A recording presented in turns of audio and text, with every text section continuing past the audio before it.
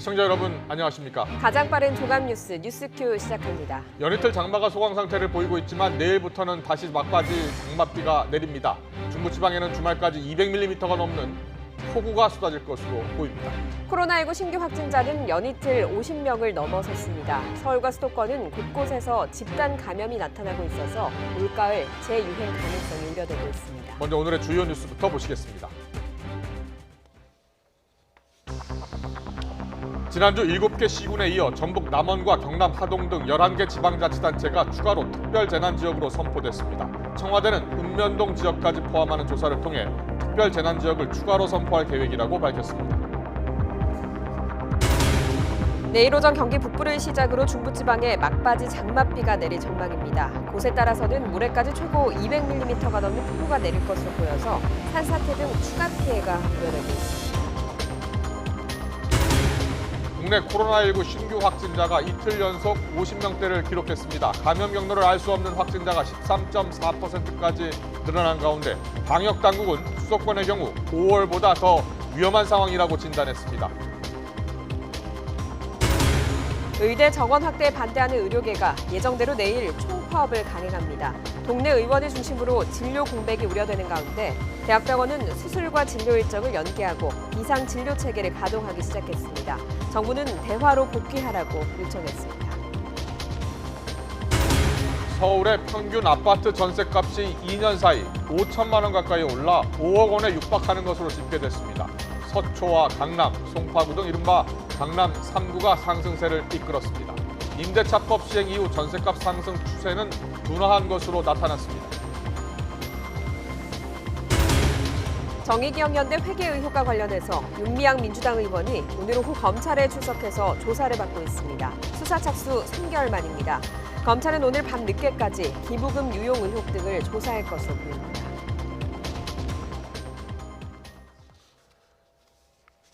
용인의 고등학교 2곳, 대지고와 죽전고를 중심으로 집단 감염이 번지고 있습니다. 관련 확진자는 최소 8명으로 집계됐는데요. 아직 검사 결과가 나오지 않은 학생이 많은 만큼 추가 감염자가 더 늘어날 수 있는 상황입니다. 취재기자 연결합니다. 김다연 기자. 네, 경기도 용인의 고등학교 앞에 나와 있습니다. 네, 오늘 죽전고는 1학년 학생 전체를 대상으로 전수검사를 벌였다고요? 네, 그렇습니다. 죽전고는 오늘 오전부터 선별 진료소를 차리고 1학년 학생 300여 명을 대상으로 검사를 벌였습니다. 지금은 검사가 다 마무리돼서 이렇게 학교 정문이 굳게 닫혔습니다. 결과가 나온 89명은 음성 판정을 받았지만 추가 확진자도 나왔습니다. 죽전동에 사는 50대 부부와 죽전고 학생 1명, 이렇게 3명인데요. 애초 3명은 별다른 의심 증상은 없었지만 어젯밤 검사 결과 양성 판정을 받았습니다. 이 가운데 50대 부부는 지난 7일 가장 먼저 기침과 인후통 등 증상을 보였던 학생의 가족입니다. 지금까지 용인시 고등학교와 관련한 확진자는 최소 8명입니다. 대지고는 기존 2명을 유지하고 있고 죽전고 관련 확진자는 늘어 최소 6명입니다. 대지고는 접촉자 검사를 모두 마쳤고 학생 59명 모두 음성이 나왔다고 밝혔습니다. 대지고와 죽전고 모두 등교를 중지하고 원격 수업으로 전환했는데요. 추가 감염과 학부모 우려 등을 고려해 부근 고등학교 4곳도 내일까지 원격 수업을 하기로 했습니다. 앞서 그제 대지고 1학년 남학생이 코로나19 확진 판정을 받은 뒤 같은 반 학생과 죽전고 학생 3명이 추가로 감염됐습니다. 대부분 지난 10일부터 두통과 기침 등 증상이 나타나기 시작했습니다. 확진자 가운데 3명은 주말 사이 영화관과 PC방, 동전 노래방 등을 함께 다녀왔습니다. 학원가와 번화가 등을 중심으로 감염이 확산하진 않을지 우려되는 상황인데요. 감염 경로는 아직 조사 중입니다. 학교 밖 전파로 추정은 하지만 교내 전파로 드러날 경우 교내 감염이 더 확산할 수 있어 걱정스럽습니다. 교회발 감염도 계속 번지고 있습니다. 서울 성북구 사랑제일교회에서는 어제 교인 1명이 확진 판정을 받은 뒤 감염자가 4명 더 늘었습니다. 그제 첫 확진자가 나온 경기도 용인시 우리제일교회 관련 확진자는 12명으로 집계됐습니다. 어제보다 9명 늘었는데 용인시는 일단 교인 400여 명을 대상으로 전수조사를 한다는 계획입니다. 코로나19 감염은 이렇게 교회와 학교 등에서 소규모 집단 발생 양상을 보입니다. 방역당국은 밀접한 모임이나 장소에서 특히 서울과 경기 등 수도권에서 동시다발적으로 발생하는 징후를 위기로 보고 있다며 긴장의 끈을 놓지 말아달라고 당부했습니다. 지금까지 경기도 용인의 한 고등학교 앞에서 YTN 김다연입니다. 최근 여름방학과 휴가철을 맞아서 코로나19 국내 발생이 연일 증가 추세를 보이고 있는데요. 특히 서울을 비롯한 수도권은 일촉즉발의 상황으로 방역당국이 지금이 위기라고 진단했습니다. 오늘도 동시다발적으로 곳곳에서 집단 감염 확진자가 나오고 있습니다. 취재기자 연결합니다. 김종균 기자. 네, 사회부입니다. 네, 먼저 오늘 낮 12시 집계 결과 서울 등 수도권 중심으로 확진자가 계속 나오고 있다고요? 네, 먼저 서울 상황입니다. 서울 롯데리아 종사자 모임 관련해서 추가 환자가 4명 나왔습니다. 모임 참석자 3명과 직장 동료 1명이 새로 확진 판정을 받았습니다. 또 서울 관악구 언천 재활요양병원 환자 2명이 격리 중 추가 확진됐습니다. 누적 확진자는 8명입니다. 서울 성북구 사랑제일교회에선 교인 4명이 추가 확진돼 누적 확진자는 총 5명입니다. 경기도 광주 일가족 사례로 재분류된 서울 강남구 역삼동 사무실에서도 추가로 2명이 확진됐습니다. 경기도 용인시 우리제일교회는 교인 9명이 추가로 확인돼 누적 확진자는 12명으로 늘었습니다. 용인시 축정고에선 확진 학생의 부모와 다른 반 학생 1명이 추가로 양성 판정을 받았습니다. 어제 2학년 학생이 확진 판정을 받은 부산 해운대구의 부산기계공고에서도 학생 2명이 추가로 확인됐습니다. 이처럼 단일 감염원이 아니라 동시다발적으로 곳곳에서 집단 발병이 일어나고 있습니다. 방역당국은 이태원 클럽발 감염이 있었던 5월보다 더 위험한 상황이라며 상황이 더 악화되면 사회적 거리 두기에 상향 조치가 불가피하다고 경고했습니다. 네, 하루 신규 환자는 이틀 연속 50명대를 기록했는데 어제 하루 집계도 정리해 주시죠. 네, 어제 하루 신규 확진자는 모두 56명입니다. 전날보다 2명 늘었는데 누적 확진자는 모두 14,770명이 됐습니다. 이 중 국내 발생이 47명, 해외 유입이 9명입니다. 국내 발생은 지난달 3일 이후 41일 만에 가장 많은 수치입니다. 국내 발생을 지역별로 보면 서울에서만 25명, 경기도 역시 16명이나 확인됐습니다. 수도권만 41명이나 됩니다. 또 부산에서 2명, 광주와 울산, 충남, 경남에서 각각 1명씩 나왔습니다. 해외 유입은 한 자릿수로 낮아졌는데 검역 단계에서 3명이 나왔고 나머지 6명은 격리 중 감염이 확인됐습니다. 추가 사망자는 나오지 않았고 완치 후 격리 해제된 사람은 31명입니다. 지금까지 사회부에서 YTN 김유길입니다. 서울시가 광복절인 오는 15일 시내에서 22만 명 규모의 집회 개최를 예고한 26개 단체에 대해 집회를 금지하는 행정명령을 내렸습니다. 서울시는 최근 종교시설과 남대문 시장 등 집단 감염이 발생하고 N차 감염을 통한 코로나19 확산이 계속되고 있는 것 등을 행정명령 배경으로 설명했습니다. 서울시는 이들 단체가 집회를 강행하면 현장 체증으로 주최자와 참여자를 특정해서 고발하고 확진자가 발생할 경우에 구상권 청구도 병행할 계획입니다. 코로나19 방역 활동을 방해한 혐의 등으로 구속된 신천지 이만희 총회장이 청구한 구속적부심사 신문이 종료됐습니다. 수원지방법원은 오늘 오전 10시부터 감염병 예방법 위반과 횡령 업무방해 혐의 등을 받는 이 총회장에 대한 구속적부심사를 열고 피의자 신문 과정을 3시간 반 넘게 진행했습니다. 결과는 오늘 오후 늦게 나올 것으로 보입니다. 러시아가 임상시험도 마치지 않은 코로나19 백신을 승인하면서 각국 의학계에선 우려가 이어지고 있습니다. 러시아는 경쟁심에서 나온 깎아내기라고 일축하면서 백신 생산과 접종을 예정대로 할 계획이라고 밝혔습니다. 김영근 기자입니다. 통상 백신은 수천에서 수만 명을 대상으로 3차례 임상시험을 거친 뒤 등록됩니다. 그런데 러시아가 승인한 코로나19 백신은 겨우 수십 명을 상대로 임상이 진행된 것으로 알려졌습니다. 그나마 이상 결과는 공개되지도 않았고 최종 단계인 3상은 아직 거치지도 않았습니다. 때문에 효능과 안전성 모두 검증할 수 없다는 게 전문가들의 대체적인 의견입니다. I thought that there was likely a danger in doing this before we know how safe and effective this vaccine is. The reports of the vaccine so far having been tested on a few dozen people are true, then that is way too early in the process to actually approve a vaccine. 하지만 러시아는 이런 지적을 근거 없는 비판이라고 일축했습니다. 미국과 유럽 여러 나라가 경쟁심에서 러시아의 우수한 기술력을 깎아내리고 있다는 겁니다. 그러면서 첫 백신이 앞으로 2주 안에 생산돼 의료진 등에게 먼저 접종될 것이라고 밝혔습니다. Starting from October, it will be used for mass vaccination in Russia, again on a voluntarily basis. 러시아는 또 20개국으로부터 10억 회 분량의 사전 주문도 받았다고 소개했습니다. 하지만 이 같은 움직임에 러시아 내에서도 반대 목소리가 나오고 있습니다. 러시아 임상시험 기구연합은 국민들을 위험에 빠뜨릴 수 있다며 임상시험이 끝날 때까지 백신 승인을 유예하라고 촉구했습니다. 푸틴 정권이 코로나19로 뒤숭숭해진 민심을 수습하기 위해 검증되지 않은 백신을 선전 도구로 사용한다는 비판도 나오고 있습니다.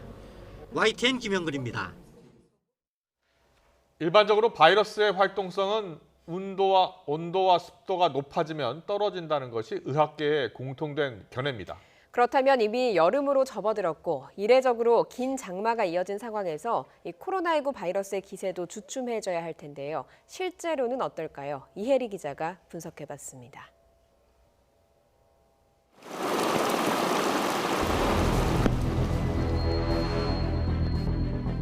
50일 넘게 이어진 역대급 장마로 90% 안팎의 습도를 기록한 날이 연일 계속되고 있습니다. 올해 초만 하더라도 여름에 접어들고 장마철이 오면 코로나19 바이러스가 어느 정도 위축될 것이라는 분석이 여러 차례 나왔습니다. 사스나 메르스나 이런 다른 기타의 코로나 바이러스에 대해서는 과거에 이런 관련돼 있는 연구들이 진행이 됐습니다. 그래서 고온다습한 환경이면 바이러스의 활성이라든가 전파 능력이 다소 감소한다 이렇게는 보고 있는데 하지만 지금은 코로나19가 기온과 습도의 영향을 받지 않는다는 분석이 우세합니다. 다른 바이러스에 비해 전염성이 강하고 돌연변이도 많은 편이라 계절의 영향을 받지 않는다는 게 WHO의 공식 입장입니다. 다만 긴 장마로 야외 활동이 줄어들어 바이러스 확산 차단에 어느 정도 효과를 낼 것이란 분석은 있습니다.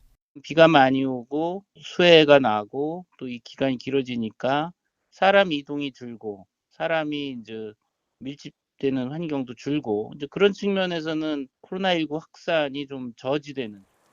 결국 바이러스의 활동성이 떨어지길 기대하기보단 철저한 방역 수칙 준수가 최우선입니다. 특히 마스크 착용 등 장마철 소홀해지기 쉬운 개인 위생 수칙 준수와 방역 사각지대에 놓인 이재민 관리가 무엇보다 필요하다는 지적입니다. YTN 사이언스 이혜리입니다. 등교 수업을 결정할 때 가장 큰 고민은 학생들이 조용한 전파자가 될 수 있다는 점이었습니다. 학교 안에서 감염이 이루어진 뒤 지역 사회로 전파되는 상황을 걱정했던 것입니다. 그런데 여름방학을 맞아서 학교 안팎에서 감염 소식이 전해지자 도리어 방학이 걱정거리로 떠오르고 있습니다. 유재복 해설위원과 함께 자세히 알아보겠습니다. 어서 오세요. 네. 어서 오십시오. 잠잠해지는가 싶은가 했더니 지금 다시 유행하는 분위기입니다. 지금 어제도 50명대, 그제도 50명대, 네. 연이틀 50명대거든요. 그러니까 전체적으로 그 새 확진 환자의 숫자보다도 걱정되는 건 국내 발생이 늘어나고 있다는 것이죠. 지난주 일요일에 집계한 2주 동안의 발생 상황을 보면 상당히 좋았습니다.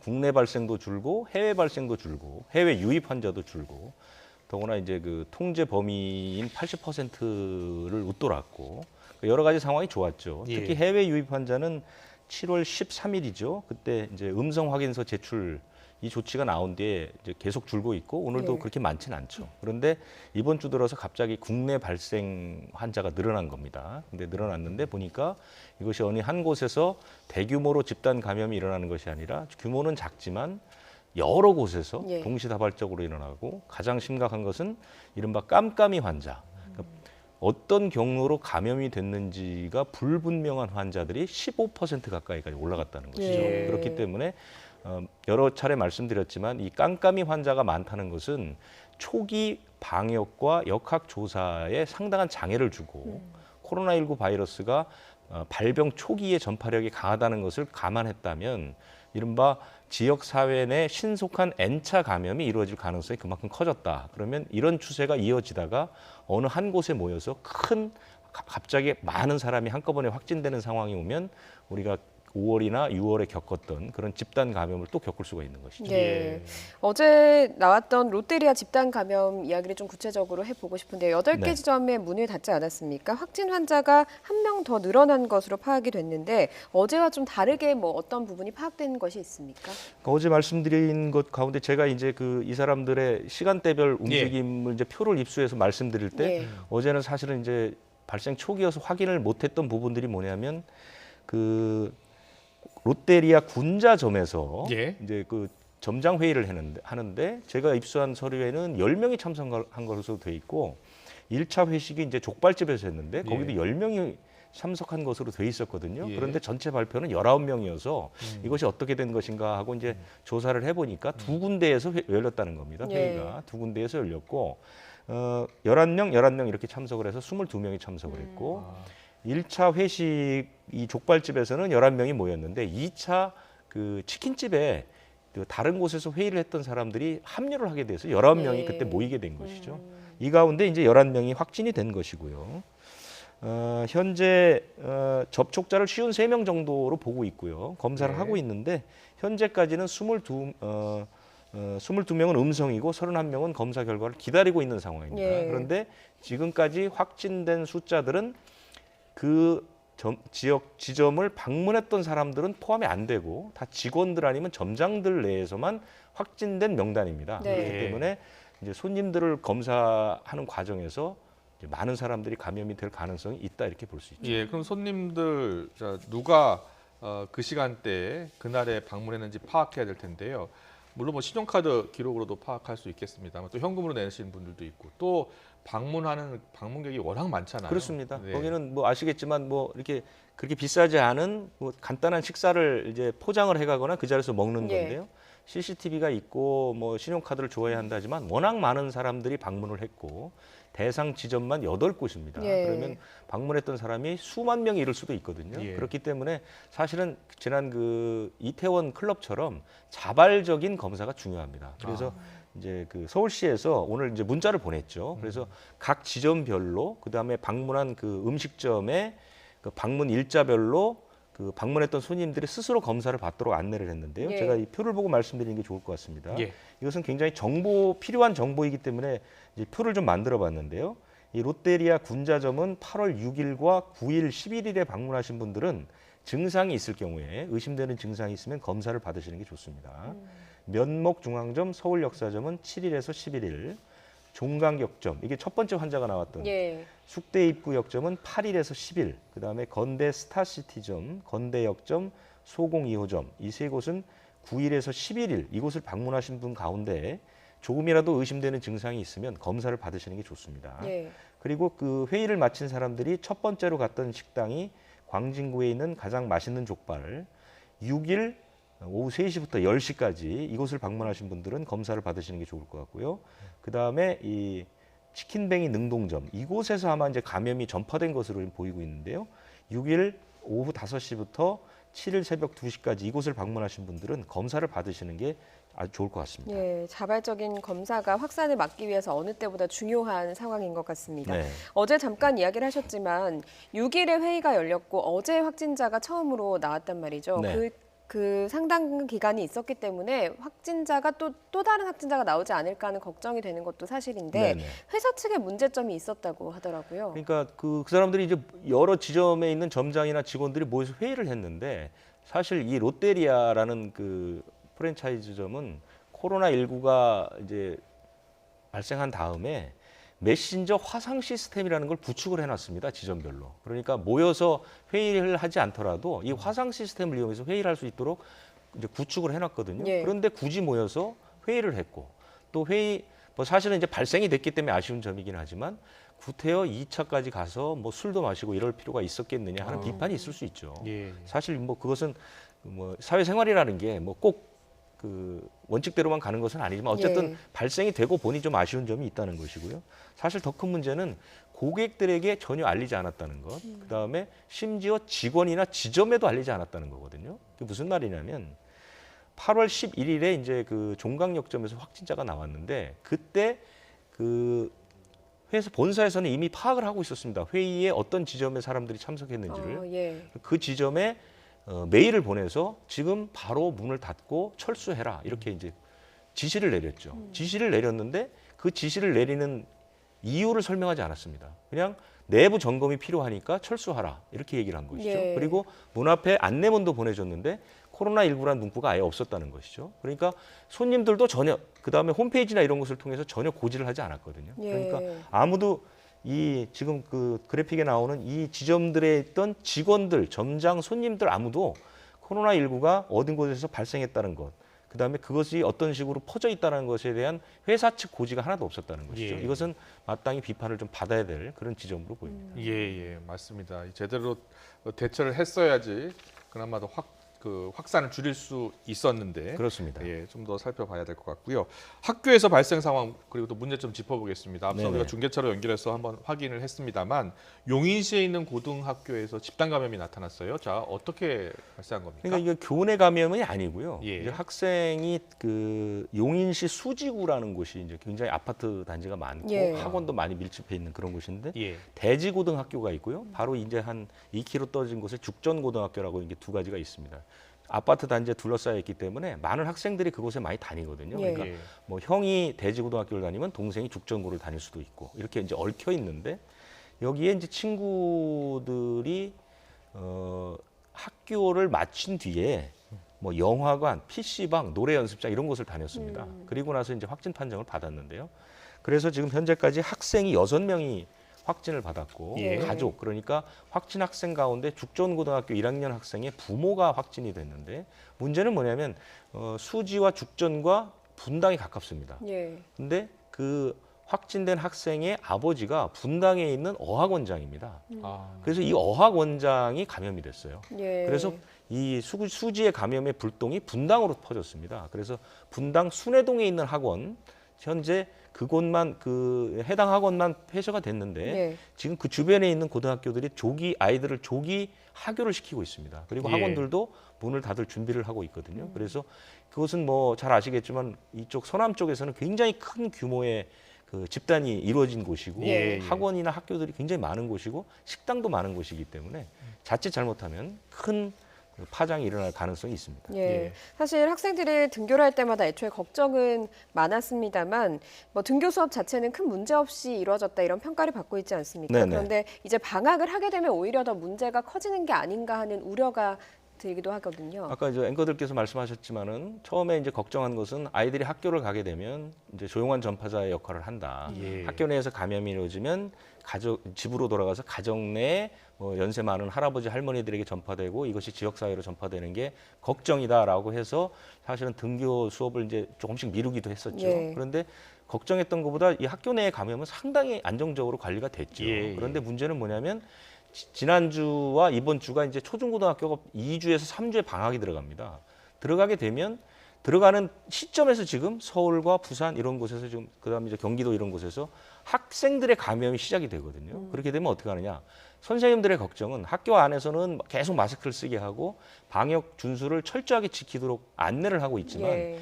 이 학생들이 방학이 돼서 집으로 돌아가게 되면 PC방 뭐 노래 연습장 이런 곳을 마음 놓고 돌아다닐 수 있는 환경이 된다는 것이죠. 그렇게 돼서 어느 정도 감염이 이루어진 상태에서 다시 2학기가 이제 곧 시작이 되거든요. 예. 2, 3주 후면 시작이 됩니다. 그런데 문제는 뭐냐면 2학기 때는 서울과 수도권은 3분의 2만 등교하는 어느 정도의 등교 수업이 이제 그 약간의 통제가 들어가지만 예. 수도권과 서울을 제외한 나머지 시도는 원칙적으로 전원 등교입니다. 지금 예. 그렇게 돼 있습니다. 왜냐하면 예. 이제 지역사회 발생이 어느 정도 안정적으로 이루어지기 때문에 그러면 방학 동안에 어느 정도 감염돼서 표시가 나지 않은 아이들이 학교에 모여서 마치 봄철에 새 학기 때 독감이 유행하듯이 코로나19가 학교 내에 번지기 시작하면 걷잡을 수 없다. 예. 이 부분이 상당히 고민이죠. 예. 그래서 아마 이제 앞으로 1, 2주간 그러니까 아이들이 방학을 맞은 1, 2주 동안의 발생 상황을 면밀히 보고 2학기의 등교 수업 문제, 학교 방역 문제는 종합적으로 다시 검토를 해야 될 것으로 보입니다. 예. 네, 알겠습니다. 그렇습니다. 여기까지 듣도록 하겠습니다. 지금까지 유재복 해설위원이었습니다. 고맙습니다.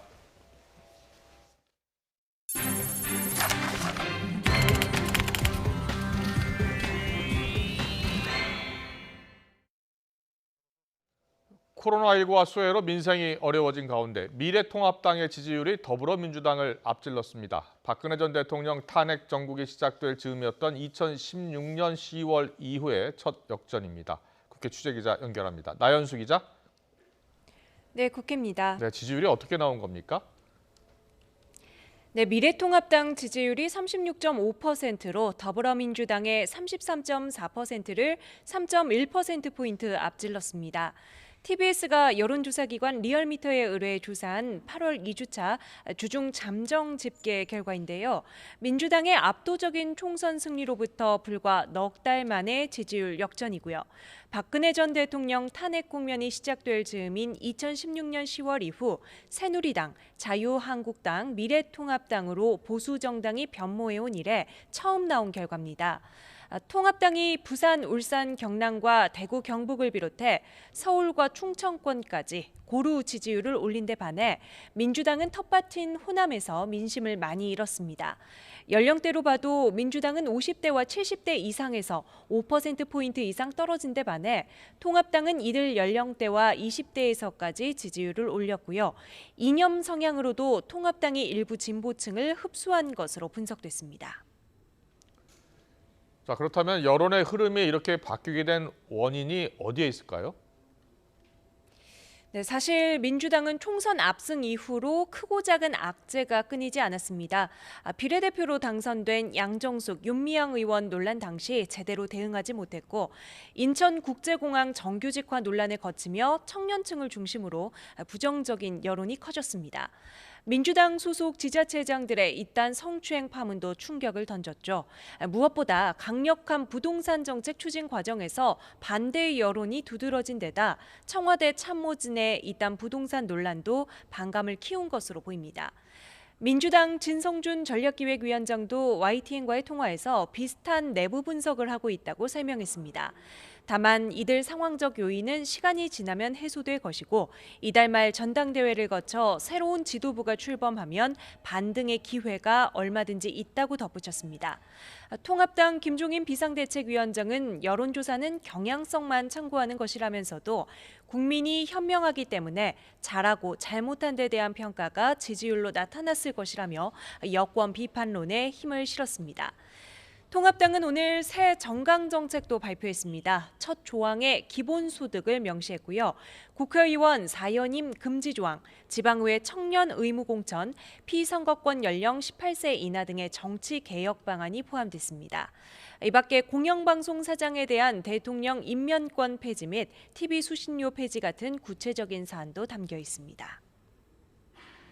통합당의 개혁 작업이 지지율에 다시 변화를 줄지 지켜봐야 될 것 같고요. 자, 여야는 오늘도 수해 지역에 가 있다고요? 그렇습니다. 민주당은 오늘 지도부가 출동했습니다. 이해찬 대표를 비롯한 최고위원들, 지역 당원 등 300여 명이 강원도 철원군 동송읍에서 복구 작업에 힘을 보태고 있습니다. 오전 회의에서 김태년 원내대표는 재난재해에 책임 있게 대응하는 집권 여당이 되겠다며 피해 국민에게 최대한 현실적인 보상이 이루어질 수 있도록 예산을 편성하겠다고 약속했습니다. 통합당은 주호영 원내대표를 비롯해 국회의원과 보좌진 등 280여 명이 전북 남원에서 섬진강 범람 피해 복구를 돕고 있습니다. 김종인 비대위원장은 정부 여당을 향해 수해 복구를 위한 추경 편성을 해야 한다고 촉구했습니다. 선거를 앞두고는 추경이 절대 필요하다고 했던 정부 여당이 피해를 본 사람들 앞에서 추경을 거부하는 건 도저히 납득할 수 없다며 어제 당정이 4차 추경 논의를 접은 것을 비판했습니다. 지금까지 국회에서 전해드렸습니다. 윤미향 더불어민주당 의원이 정의기억연대 회계 의혹과 관련한 수사가 시작된 지 3개월여 만에 검찰에 출석해 조사를 받고 있습니다. 검찰은 기부금과 안성 쉼터 매각을 둘러싼 의혹 전반을 캐물을 것으로 보입니다. 취재기자 연결합니다. 조성호 기자. 네, 사회부입니다. 네, 윤 의원의 조사가 시작된 지 지금 얼마나 된 거죠? 네, 윤미향 의원이 서울 서부지검에 출석한 시각은 낮 1시 반쯤입니다. 그러니까 3시간 가까이 조사가 이어지고 있는 겁니다. 윤 의원은 정의기억연대 회계 의혹 등과 관련한 피의자 신분으로 조사받는 것으로 알려졌습니다. 검찰은 여러 시민단체가 윤 의원 등을 고발한 사건을 지난 5월 14일 배당하고 같은 달 20일 정 의원 사무실과 전쟁과 여성인권박물관 등을 압수수색하면서 수사를 본격화했습니다. 따라서 수사가 시작된 지 3개월여 만에 윤 의원이 처음 검찰에 나온 겁니다. 윤 의원은 정 의원을 통해 일본군 위안부 문제 해결을 위한 활동을 주도적으로 해왔는데요. 이와 관련해 불거진 의혹은 크게 두 가지입니다. 이사장을 지낸 윤 의원을 포함한 관계자들이 기부금이나 후원금을 따로 빼내 사용했다는 것과 경기도 안성에 있던 위안부 피해자 쉼터를 지나치게 높은 가격에 사들였다가 반값에 되팔면서 정 의원 측에 손해를 입혔다는 겁니다. 앞서 윤 의원은 지난 5월 국회에서 기자회견을 열고 이런 의혹들을 부인했습니다. 기부금을 개인적으로 유용한 적이 없고 안성 쉼터도 사려는 사람이 없어서 싸게 판 것일 뿐이라고 해명했습니다. 앞서 검찰은 정 의원과 정 의원의 전신인 한국정신대문제대책협의회 회계 담당자 등을 조사하면서 회계 운영 방식과 활동 전반 등을 파악한 것으로 알려졌습니다. 사실상 의혹의 핵심인 윤 의원 조사는 오늘 밤늦게 윤 의원이 동의하면 내일 새벽까지 이어질 것으로 예상됩니다. 윤 의원 조사를 마치면 검찰은 지금까지 확보한 증거와 주소 등을 토대로 기소 여부를 검토할 방침입니다. 지금까지 사회부에서 YTN 조성호입니다. 고 박원순 전 서울시장 성추행 방조 혐의로 고발된 전 비서실장 김주명 서울시 평생교육진흥원장이 검찰에 출석했습니다. 조사를 받고 나온 김 전 실장은 방조 혐의를 비롯해서 피해자의 주장도 대부분 부인했습니다. 취재기자 연결합니다. 김지환 기자. 네, 사회부입니다. 네, 오늘 조사가 언제 시작된 거였죠? 네, 김주명 전 비서실장이 서울지방경찰청에 출석한 건 오전 9시 40분쯤입니다. 고 박원순 전 서울시장의 성추행 의혹을 방조한 혐의로 피고발인 조사를 받았는데요. 지난달 유튜브 채널 가로세로 연구소는 김 전 실장을 포함해 서정협 서울시장 권한대행, 김우영 정무부시장 등을 고발했습니다. 고발된 사람 가운데 김 전 실장이 처음으로 소환된 겁니다. 조사는 4시간가량 진행됐는데요. 경찰은 김 전 실장이 재직 당시 피해자의 고충호소 사실을 알았는지 등을 집중 조사한 것으로 전해졌습니다. 조사를 받고 취재진 앞에 선 김 전 실장은 고소인이 마음의 평안을 되찾기를 바란다면서 책임자들이 있다면 무겁게 책임을 지겠다고도 입장문을 발표했는데요. 그러나 성추행 피해 사실을 묵인하게 맞느냐는 취재진 질문에는 피해 호소를 들은 바가 없고 피해자가 정보를 요청한 적도 없다고 주장했습니다. 또 왜곡된 성 역할을 지시한 적도 없다면서 피해자 주장을 대부분 부인했습니다. 그러면서 조만간 피해자와 나눈 텔레그램 대화 기록도 경찰에 제출할 예정이라고 설명했습니다. 특히 자신을 성추행 방조 혐의로 고발한 가세연에 대해서는 엄정 대처하겠다고 밝혔는데요. 마치 비서진이 조직적으로 성추행을 방조, 묵인한 것처럼 매도했다며 민형사상 법률 조치하겠다고 강조했습니다. 경찰은 그동안 전현직 서울시 관계자 20여 명을 대상으로 참고인 조사를 진행해 왔는데요. 김 전 비서실장이 조사를 받은 만큼 경찰이 박 전 시장의 핵심 참모진인 서울시청 비서실 6층 사람들에 대한 수사를 본격화할 것이라는 전망이 나옵니다. 지금까지 사회부에서 YTN 김지환입니다. 집이 있는지 없는지에 따라서 부동산 문제를 바라보는 시각에는 큰 차이가 있는 것으로 나타났습니다. 특히 주택 공급 대책으로 집이 있는 사람들은 건축 규제를 풀어야 한다는 사람이 많은 반면에 무주택자들은 공공이나 임대주택을 늘려야 한다는 의견이 많았습니다. 홍선기 기자의 보도입니다. 국민권익위원회는 부동산 관련 민원이 4,000건 넘게 쇄도하자 국민 의견을 수렴하는 설문조사를 진행했습니다. 12,000명 넘게 참여한 설문 결과를 분석해보니 나이나 지역보다 가장 큰 의견 차를 드러낸 것은 집이 있느냐 없느냐였습니다. 주택 공급 확대 대책에 대해 집이 있는 사람들은 규제를 풀어야 한다는 응답이 절반을 넘었습니다. 건축 규제 완화가 가장 많았고 재개발 규제를 풀어야 한다는 응답이 뒤를 이었습니다. 반면 무주택자들은 주로 낮은 가격으로 집을 공급하는 쪽에 대책의 무게가 실려야 한다고 답했습니다. 공공 또는 임대주택을 확대해야 한다는 의견이 가장 많았고 신규 택지를 공급해야 한다는 답이 그 다음이었습니다. 지금의 주택시장 문제의 원인에 대해서는 양쪽 모두 과도한 규제를 꼽았습니다. 그러나 내막을 들여다보면 무주택자와 유주택자가 생각하는 규제는 전혀 다릅니다. 전체 설문 문항과 기타 의견을 종합해 정리하면 유주택자는 용적률이나 재건축 제한 등 건축 규제가 원인이라고 지적한 반면 무주택자는 실소유자 주택 구입 시에도 대출 한도를 과도하게 제한하는 규제가 문제라고 지적하는 등 서로 간 인식 차이가 큰 것으로 보입니다. 서민 주거 안정 대책에 대해서는 주택 소유 여부에 상관없이 실수요자의 대출 제한 완화가 필요하다는 응답이 가장 많았습니다. 권익위는 이번 설문조사 결과를 바탕으로 관계부처에 제도 개선을 권고할 예정입니다. YTN 홍성기입니다. 서울 아파트 평균 전셋값이 2년 만에 5천만 원 가까이 올라 5억 원에 육박했습니다. KB국민은행 리브온의 월간 주택가격 동향 자료를 보면 지난달 서울 아파트 평균 전셋값은 4억 9,922만 원으로 2년 전 4,876만 원, 10.8% 상승했습니다. 지난달 평균 전셋값은 1년 전과 비교하면 3,568만 원, 7.7% 올랐습니다. 서울 전셋값은 지난달 말 임대차 3법 통과 이후 급등세가 이어지는 것을 고려하면 이번 달엔 5억 원을 넘어설 것으로 보입니다. 부동산 3법이 국회 본회의를 통과하고 8.4 주택공급 대책이 나오면서 서울 아파트값 상승률이 다소 진정된 모습을 나타냈습니다. 한국감정원이 발표한 8월 둘째 주 아파트 가격 동향을 보면 서울 전체 아파트값은 연이은 부동산 대책이 발표됨에 따라 매수세가 위축되며 상승폭은 0.04%에서 0.02%로 둔화했습니다. 다만 세종시는 정부 부처 이전 기대감으로 전 지역에서 2%가량 아파트값이 오르며 상승세가 계속됐습니다. 서울 전셋값은 59주 연속 상승했는데 계절적 비수기와 장마 등의 영향으로 일부 수요가 감소하며 상승폭이 축소된 것으로 나타났습니다.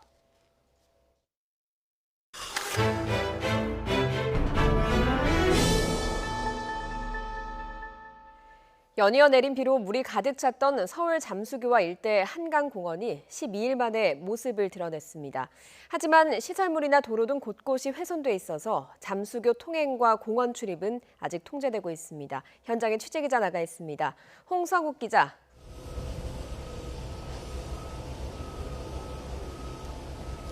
네, 잠수교 인근 한강공원에 나와 있습니다. 예, 대청소 작업이 시작됐다고요.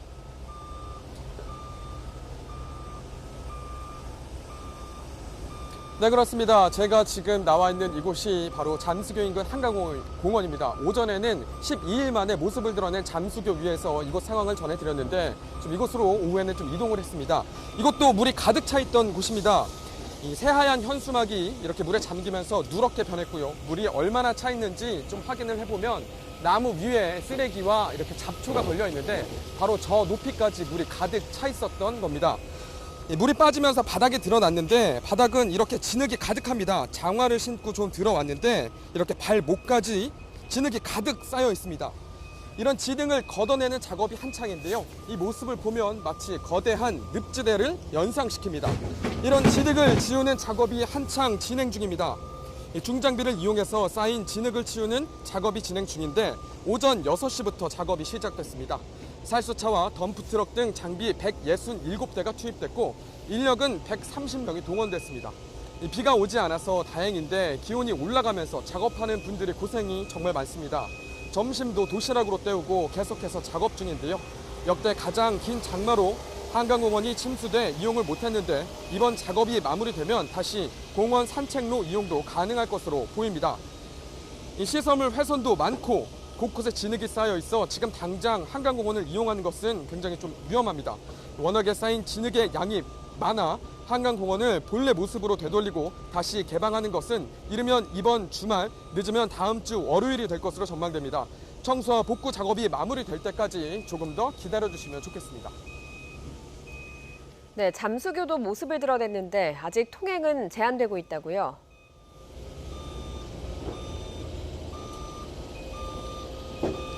네, 그렇습니다. 잠수교 완전히 모습을 드러냈는데 12일 만입니다. 역대 최장기간 동안의 모습을 드러낸 건데요. 제 뒤로 멀리 보이는 게 바로 반포대교입니다. 그 아래 잠수교가 있는데요.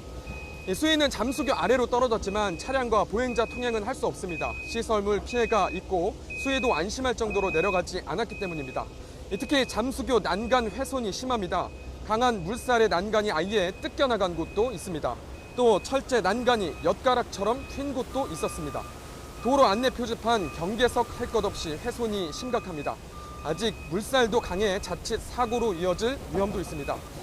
청소와 시설물 복구 작업은 오늘 온종일 걸릴 것으로 예상이 되는데요. 그래서 통행이 재개되려면 수위도 더 떨어지고 이런 복구 작업과 청소가 모두 마무리된 뒤에 가능할 것으로 보입니다.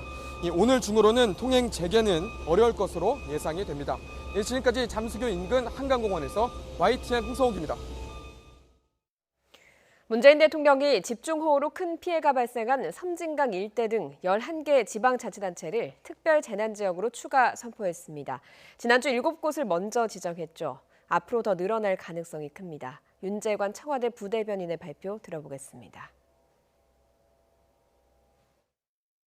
문재인 대통령은 오늘 오후 3시경 이번 집중호우로 심각한 피해가 발생한 남부지방에 신속한 피해 복구와 수습 지원을 위한 2차 특별 재난지역 선포를 제가했습니다. 전북 남원시, 전남 구례, 곡성, 담양, 화순, 함평, 영광, 장성군과 나주시, 경남 하동, 합천군 등 11개 지자체입니다. 이로써 1차 7곳, 2차 11곳 등 총 18개 지자체가 이번 집중호우로 인한 특별 재난지역으로 선포되었습니다. 특히 이번 2차 선포는 지자체의 특별 재난지역 선포 건의 직후에 행안부가 긴급 사전 피해 조사를 실시해 선포 기준액 초과 여부를 우선적으로 판단하여 이루어졌습니다.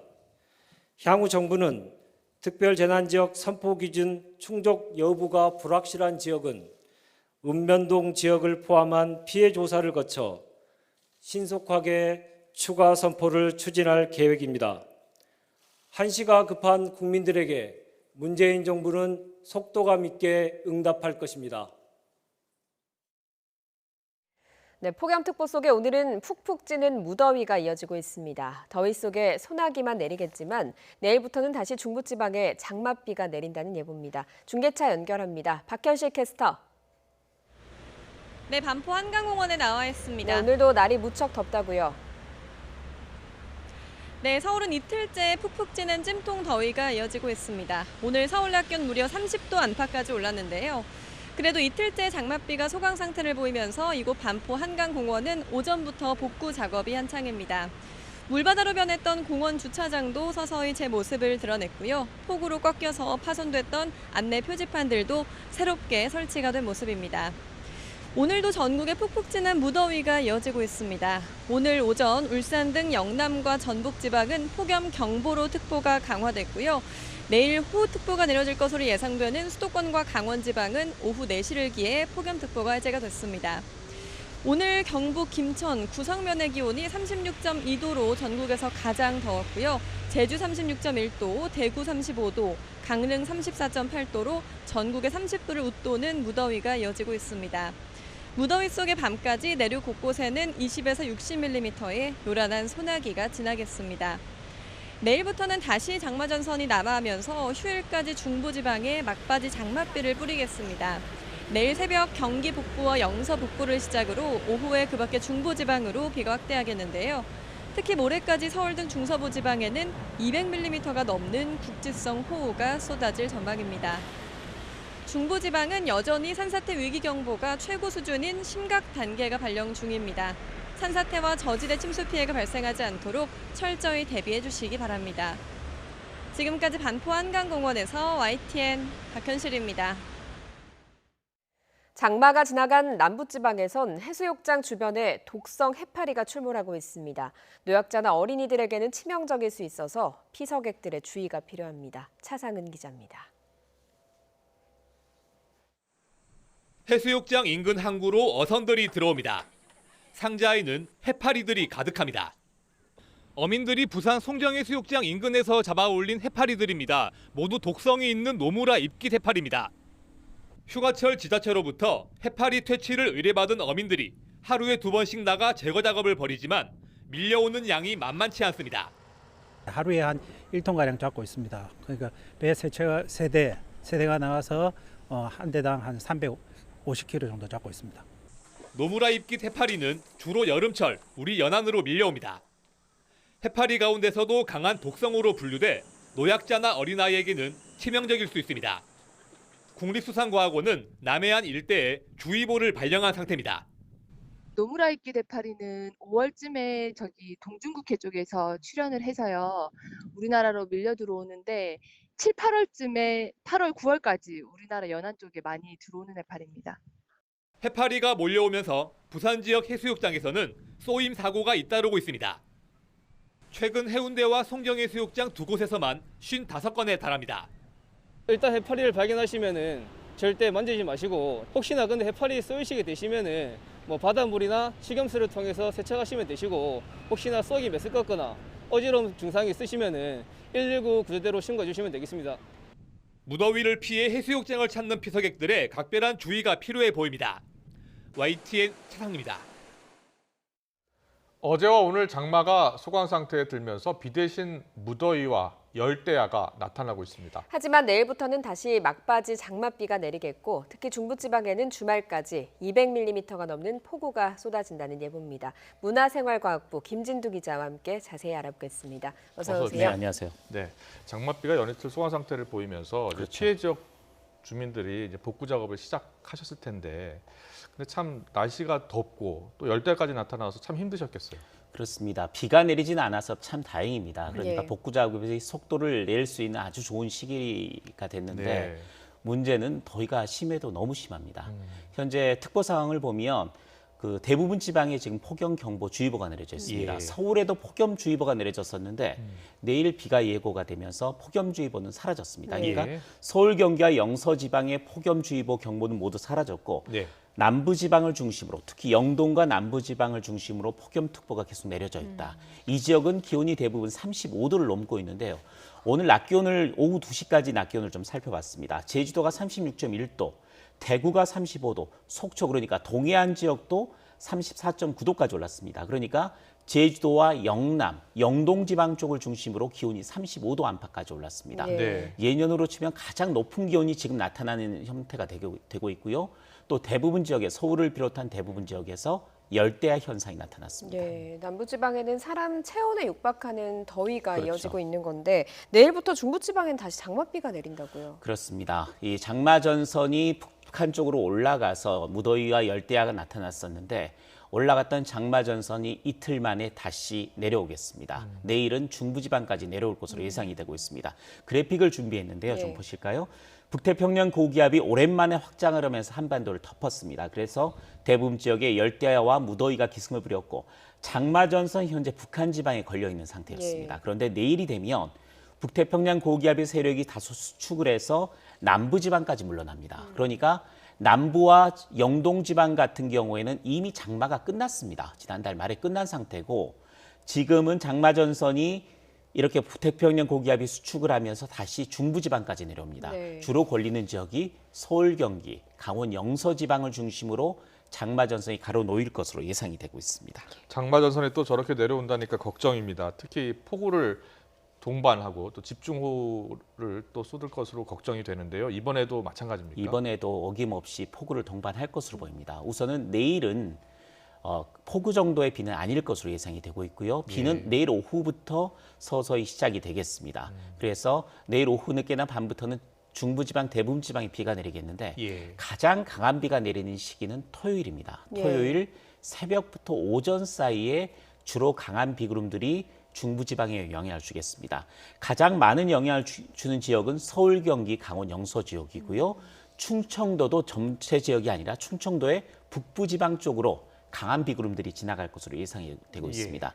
예상 강우량이 내일부터 모레까지 예상 강우량입니다. 그러니까 토요일까지 50에서 150mm, 많은 곳은 200mm 정도의 비를 예상을 했는데 예. 제가 보기에는 토요일 날 주로 내릴 가능성이 높습니다. 예. 토요일 날 오전 중에 이 정도의 비가 내린다면 시간당 적어도 30에서 50mm 정도의 국지성 호우가 서울, 경기와 영서, 충청의 어느 지역인지는 모르겠습니다만은 그 지역 중에 어느 한 지역에는 분명히 떨어질 가능성이 있다. 예. 그렇기 때문에 굉장히 주의를 기울여야 합니다. 예, 이틀 정도 비가 그치고 뭐 더위가 이어지긴 했지만 아직까지 그 땅에 물이 많이 그렇습니다. 머금고 있는 상태 아닙니까? 그러면 집중호우가 다시 내린다면 주의해야 할 점들이 많을 것 같거든요. 우선 주의해야 될 지역은 200mm가 예보가 나와 있는 지역이죠. 예. 서울, 경기, 영서, 충청도의 북부 지역입니다. 이 지역은 각별히 주의해야 하는데 문제는 이 장마전선의 비구름이 어느 지역에 주로 많은 비를 뿌리느냐.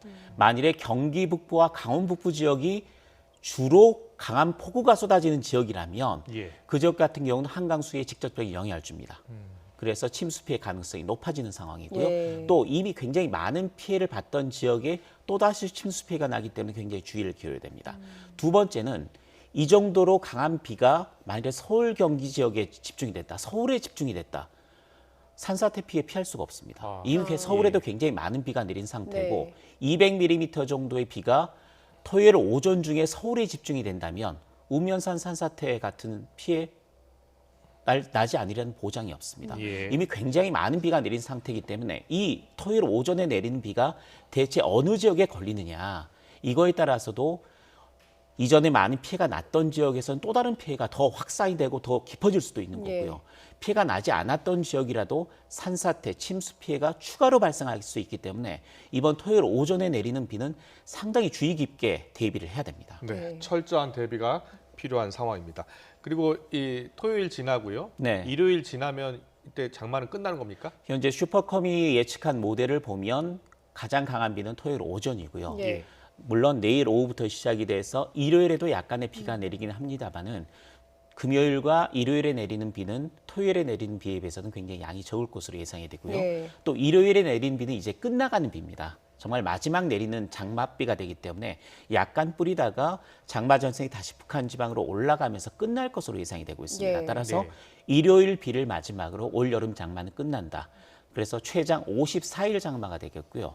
역대 가장 늦게 끝나는 가장 긴 장마 기록이 이번 일요일 장맛비로 두 가지 기록이 동시에 세워지겠습니다. 네, 최근 장마전선이 이제 북한에도 많은 비를 뿌리지 않았습니까? 그렇습니다. 그렇다면 이 북한으로 올라간 장마전선이 그다음 이제 소멸을 하는 겁니까? 어떻게 되는 아닙니다. 겁니까? 장마전선 소멸하지는 않고요. 예. 북태평양 고기압이 밀어 올렸으면 북태평양 고기압이 다시 수축을 하면 따라서 또 내려옵니다. 그러니까 강한 저기압이 서쪽에서 들어오는 순간에 다시 장마전선 형태로 강한 비구름들이 동서로 만들어지고 그러기 때문에 또 다른 비를 뿌리기도 합니다. 그러니까 장마는 끝나지만 폭우는 끝나는 게 아닙니다. 북태평양 고기압이 수축하는 상황에서 지난번 말씀드렸듯이 이 일주일에 한 차례 정도는 또다시 집중호우가 쏟아질 가능성이 있다. 그때는 지역이 중부와 남부를 오갈 수도 있다. 그런 점은 염두에 두셔야 됩니다. 네, 알겠습니다. 올해 비는 정말 뭐 폭우로 인해서 좀 피해를 없도록 계속해서 대비를 해야 되는 여름이 돼야 될 것 같습니다. 폭우보다 좀 더 걱정이 되는 건 8월 말 또 그렇죠. 9월 중순까지 이어지는 태풍이거든요. 어떻게 전망을 하십니까? 북태평양 고기압이 확장하는 시기, 그러니까 예전 같으면 북태평양 고기압이 세게 밀어올려서 무더위가 찾아오는 시기에는 태풍 걱정을 하지 않았습니다. 왜냐하면 이 북태평양 고기압이 태풍을 밀어버리면서 중국 쪽으로 대부분 태풍이 들어갔습니다. 그런데 이제 8월 중순이 돼서 북태평양 고기압 세력이 수축하는 시기, 그러니까 16일 장마가 끝난 뒤에 일주일 정도는 큰 걱정이 없습니다만은 일주일 정도가 지나서 8월 하순으로 접어들게 되면 보시는 것처럼 북태평양 고기압의 중심 세력이 빠져나가면서 대한해협 쪽이나 일본 쪽까지 수축하는 현상이 나타납니다. 이렇게 되면 태풍이 필리핀 부근에서 형성이 된다면 이 태풍은 북태평양 고기압의 가장자리를 타고 올라옵니다. 따라서 우리나라 쪽으로 북태평양 고기압의 가장자리가 놓이기 때문에 태풍의 길이라고 부르는데 태풍의 길이 한반도로 열리게 되는 겁니다. 따라서 8월 하순부터 9월 중순까지가 태풍의 길이 우리나라 쪽으로 놓이는 시기가 되기 때문에 이때는 태풍이 적으면 하나, 많으면 2개 정도의 태풍이 올라올 가능성이 높고요. 또 이때는 우리나라 주변 수온이 굉장히 높아지는 시기, 또 우리나라 주변에 상층에 자리 잡던 찬 공기가 약간 물러나는 시기가 될 수도 있기 때문에 상당히 강한 태풍이 발달해서 올라올 수가 있습니다. 이번 5호 태풍 장미보다도 더 강한 태풍이 우리나라에 상륙할 경우에는 폭우 피해에 버금가는 오히려 그거보다 훨씬 강한 많은 피해가 날 수 있기 때문에 태풍을 앞으로는 특별히 주의를 해야 합니다. 네, 알겠습니다. 복구 작업에 시간이 많이 걸릴 것 같은데 네. 그다음에 또 태풍이 올라올 수 있다니 걱정입니다. 지금까지 김진우 기자와 함께 알아봤습니다. 잘 들었습니다.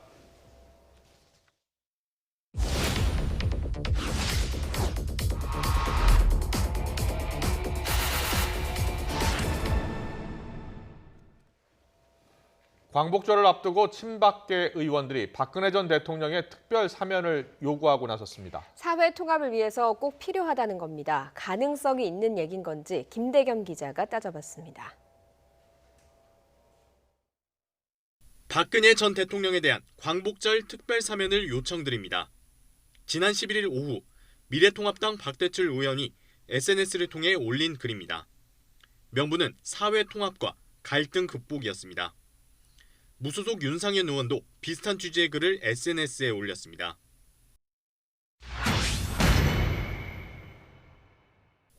사면은 헌법상 부여된 대통령 고유 권한입니다. 하지만 누구나 다 해줄 수 있는 건 아닙니다. 특별사면은 형선고 이후 집행을 면제해주거나 선고 효력을 없애주는 것을 말합니다. 특별사면의 대상이 되려면 확정 판결부터 받아야 한다는 뜻입니다. 하지만 박 전 대통령이 기소된 사건 3개 가운데 형이 확정된 건 새누리당 공천 개입 사건이 유일합니다. 대통령한테 사면권이라는 재량권이 있지만 그 재량도 무한대로 행사될 수 있는 게 아니라 그 연후에나 할 수가 있기 때문에 문재인 대통령은 후보자 시절부터 뇌물과 알선술의 횡령 등 5대 부패 범죄에 대한 사면을 제한하겠다고 밝혀왔습니다.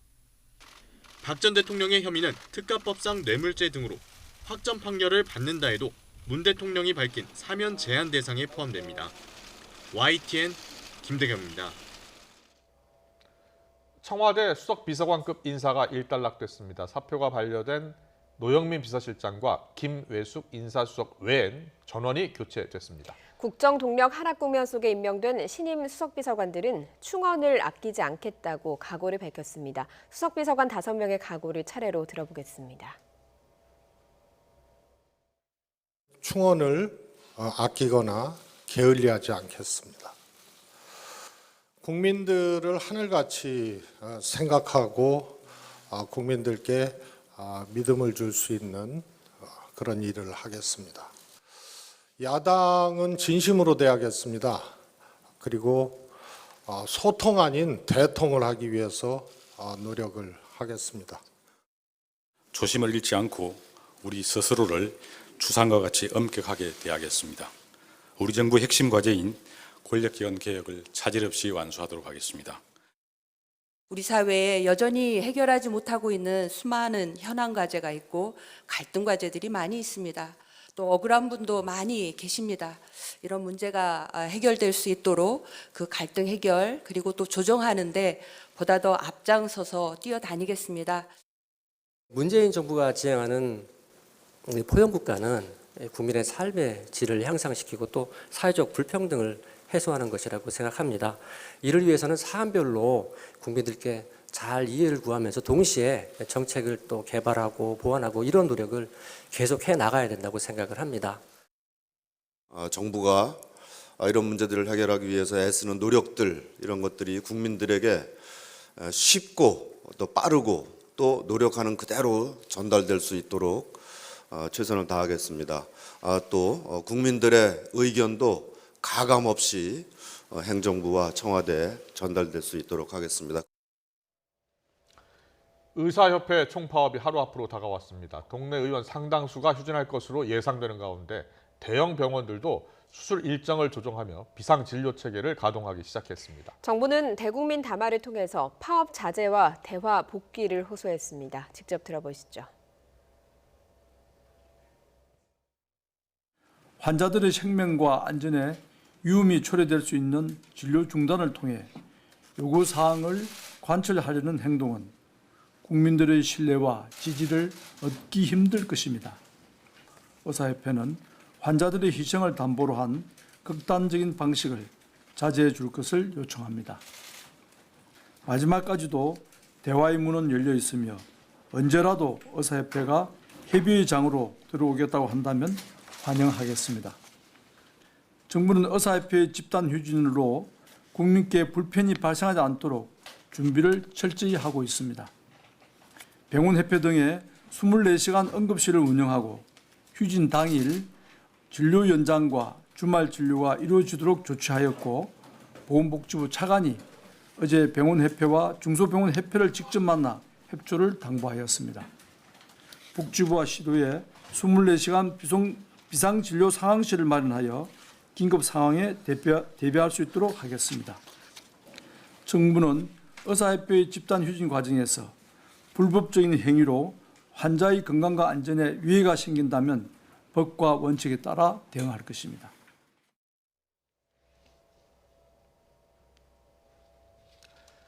전국의 동네 의원 등 의료기관의 파업 참여율은 20% 수준으로 파악됐습니다. 김헌주 보건복지부 보건의료정책관은 어제 오후 2시 기준으로 각 지방자치단체를 통해 확인한 결과 전체 21.3%인 7천여 곳이 휴진 신고를 했다고 말했습니다. 내일 파업에는 응급실과 중환자실 등 필수 유지 의료 분야 인력은 참여하지 않고 복지부는 응급의료 포털과 앱을 통해서 응급 진료 상황을 국민이 확인할 수 있도록 하기로 했습니다. 대한의사협회는 정부의 진료 개시 명령 조짐에 반발하고 있습니다. 최대집 의협 회장은 오늘 SNS를 통해서 보건복지부의 지시에 따라 파업을 앞둔 의료기관에 업무 개시 명령과 위반 시 14일 업무정지 처분이나 형사 고발하겠다는 협박이 지자체장 등의 명의로 남발되고 있다며 계속 강행되면 정면 대응하겠다고 밝혔습니다. 또 이런 행동의 근거가 되는 의료법 59조를 이번 파업 투쟁을 통해서 철폐시키겠다고 말했습니다. 특수 브라우저를 이용해야 접속할 수 있는 온라인상 어둠의 공간, 다크웹이 마약 거래의 온상이 되고 있습니다. 다크웹에서 마약류를 팔다 검거된 피의자가 올해만 400명 가까이 이르자 경찰이 전담 수사팀을 꾸려서 단속을 강화하기로 했습니다. 안윤학 기자의 보도입니다. 경기도 고양시 주택, 붉은 조명 아래 무성하게 자라고 있는 식물, 다름 아닌 대마입니다. 일당 9명이 관리한 대마 생산 공장에서 경찰이 압수한 대마는 55kg, 무려 55억 원어치에 달합니다. 주로 다크웹에서 팔면서 가상화폐를 받아 챙겼는데 적발된 규모만 8비트코인, 1억여 원에 이릅니다. 압수수색에 나선 경찰이 찬장에서 봉지째 무언가를 꺼냅니다. 환각 효과가 대마초보다 10배나 높은 액상 대마입니다. 전자담배로 흡연할 수 있도록 카트리지에 담았습니다. 또 다른 일당 7명은 원료를 밀반입해 액상 대마를 만든 뒤 다크웹에서 50여 명에게 팔아넘겨 억대 수익을 챙겼습니다. 어차피 그 자체가 익명성이 보장된, 보안성이 보장된 공간이기 때문에 대놓고 광고를 하는 겁니다. 사진을 직접 올려놓고 그램당 얼마, 카트리지 한 개당 10만 원, 12만 원, 비밀 댓글로 서로 거래를 하는 겁니다. 다크웹에서 마약류를 판매하다 붙잡힌 피의자는 올해만 395명, 재작년과 지난해엔 80명대였는데 올해 검거자 수가 급증한 겁니다. 추적 기법이 발달한 덕분이기도 하지만 다크웹을 이용한 마약 범죄가 늘고 있는 것도 현실입니다. 코로나19로 비대면 문화가 확산하면서 다크웹 마약 시장 규모도 커질 것으로 우려되는 상황. 경찰은 다크웹 전문 수사팀을 꾸려 수사 전문성을 높이고 상시 단속 체제도 강화하기로 했습니다. YTN 안윤학입니다.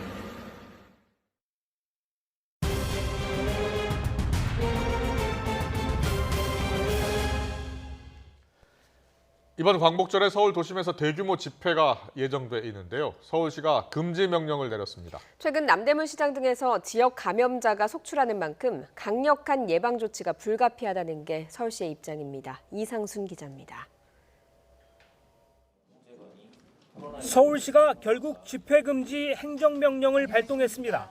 대상은 광복절에 22만 명 규모의 집회를 열겠다고 한 26개 단체입니다. 대규모 인파의 밀집으로 인한 코로나 전파 위험성이 아주 높다고 말씀드릴 수 있습니다. 전국에서 모이는 집회는 확진자 발생했을 때 지역 간 확산까지 초래할 수 있습니다. 실제로 서울에서는 남대문 시장과 롯데리아 등에서 지역 감염 환자가 속출하고 있습니다. 12일 하루 신규 확진자가 26명인데 최근 2달 사이에 가장 많습니다. 이런 가운데 구청장 협의회도 서울시를 거들었습니다. 집회 예정 단체에 광복절 집회를 철회해달라는 호소문을 냈습니다. 시민의 생명과 안전에 악영향을 미칠 대규모 집회를 즉각 철회해 줄 것을 강력히 호소하는 바입니다. 서울시가 지난 11일과 12일 2차례 집회 취소 요청 공문을 발송했지만 4.15 부정선거 국민투쟁본부 등 7개 단체는 여전히 집회 강행 의사를 굽히지 않고 있습니다. 당국이 일관된 기준도 없이 코로나19를 핑계로 기본권을 짓밟고 있다는 겁니다. 서울시는 이들이 집회를 강행하면 경찰의 협조를 받아 주최자와 참여자를 고발하고 구상권도 청구하는 등 엄정 대응할 방침입니다. YTN 이상순입니다. 안전성과 효과에 대한 논란에도 불구하고 러시아의 코로나19 백신 개발 소식은 세계 각국의 백신 확보 경쟁에 불을 댕겼습니다. 아르헨티나와 멕시코는 남미 주민들이 사용할 백신 생산을 위해서 영국 제약회사와 계약을 맺었고 브라질의 지방정부는 러시아와 백신 시험과 생산 협력을 위한 양해각서를 체결했습니다. 이동헌 기자입니다. 아르헨티나와 멕시코가 영국 제약회사 아스트라제네카 등과 코로나19 백신 생산을 위한 계약을 체결했습니다. 아스트라제네카가 개발 중인 백신의 기술을 이전받아 브라질을 제외한 남미 주민들이 사용할 백신을 생산할 계획입니다. El laboratorio ha firmado un acuerdo con la Fundación Slim para producir entre 150 y 250 millones de vacunas destinadas a toda Latinoamérica con excepción de Brasil. 내년 상반기 라틴 아메리카 주민들에게 3-4달러 정도의 가격으로 백신을 공급하는 것을 목표로 하고 있습니다. 브라질은 중국이 개발 중인 코로나19 백신의 3상 시험을 진행하며 중국산 백신을 확보한 데 이어 한 지방 정부가 러시아가 개발한 백신의 시험과 생산을 위한 양해각서를 체결했습니다. Nas futuras conversas agora, em breve, com as equipes da Rússia, nós vamos ver o atual estágio de validação de testes dessa vacina. 브라질 보건부의 승인이 나면 먼저 러시아산 백신을 수입하고 내년 하반기에는 직접 생산할 계획입니다. 러시아에게 백신 개발의 선수를 뺏긴 중국에선 러시아 백신이 신뢰할 만하다는 백신 전문가의 반응이 나왔습니다.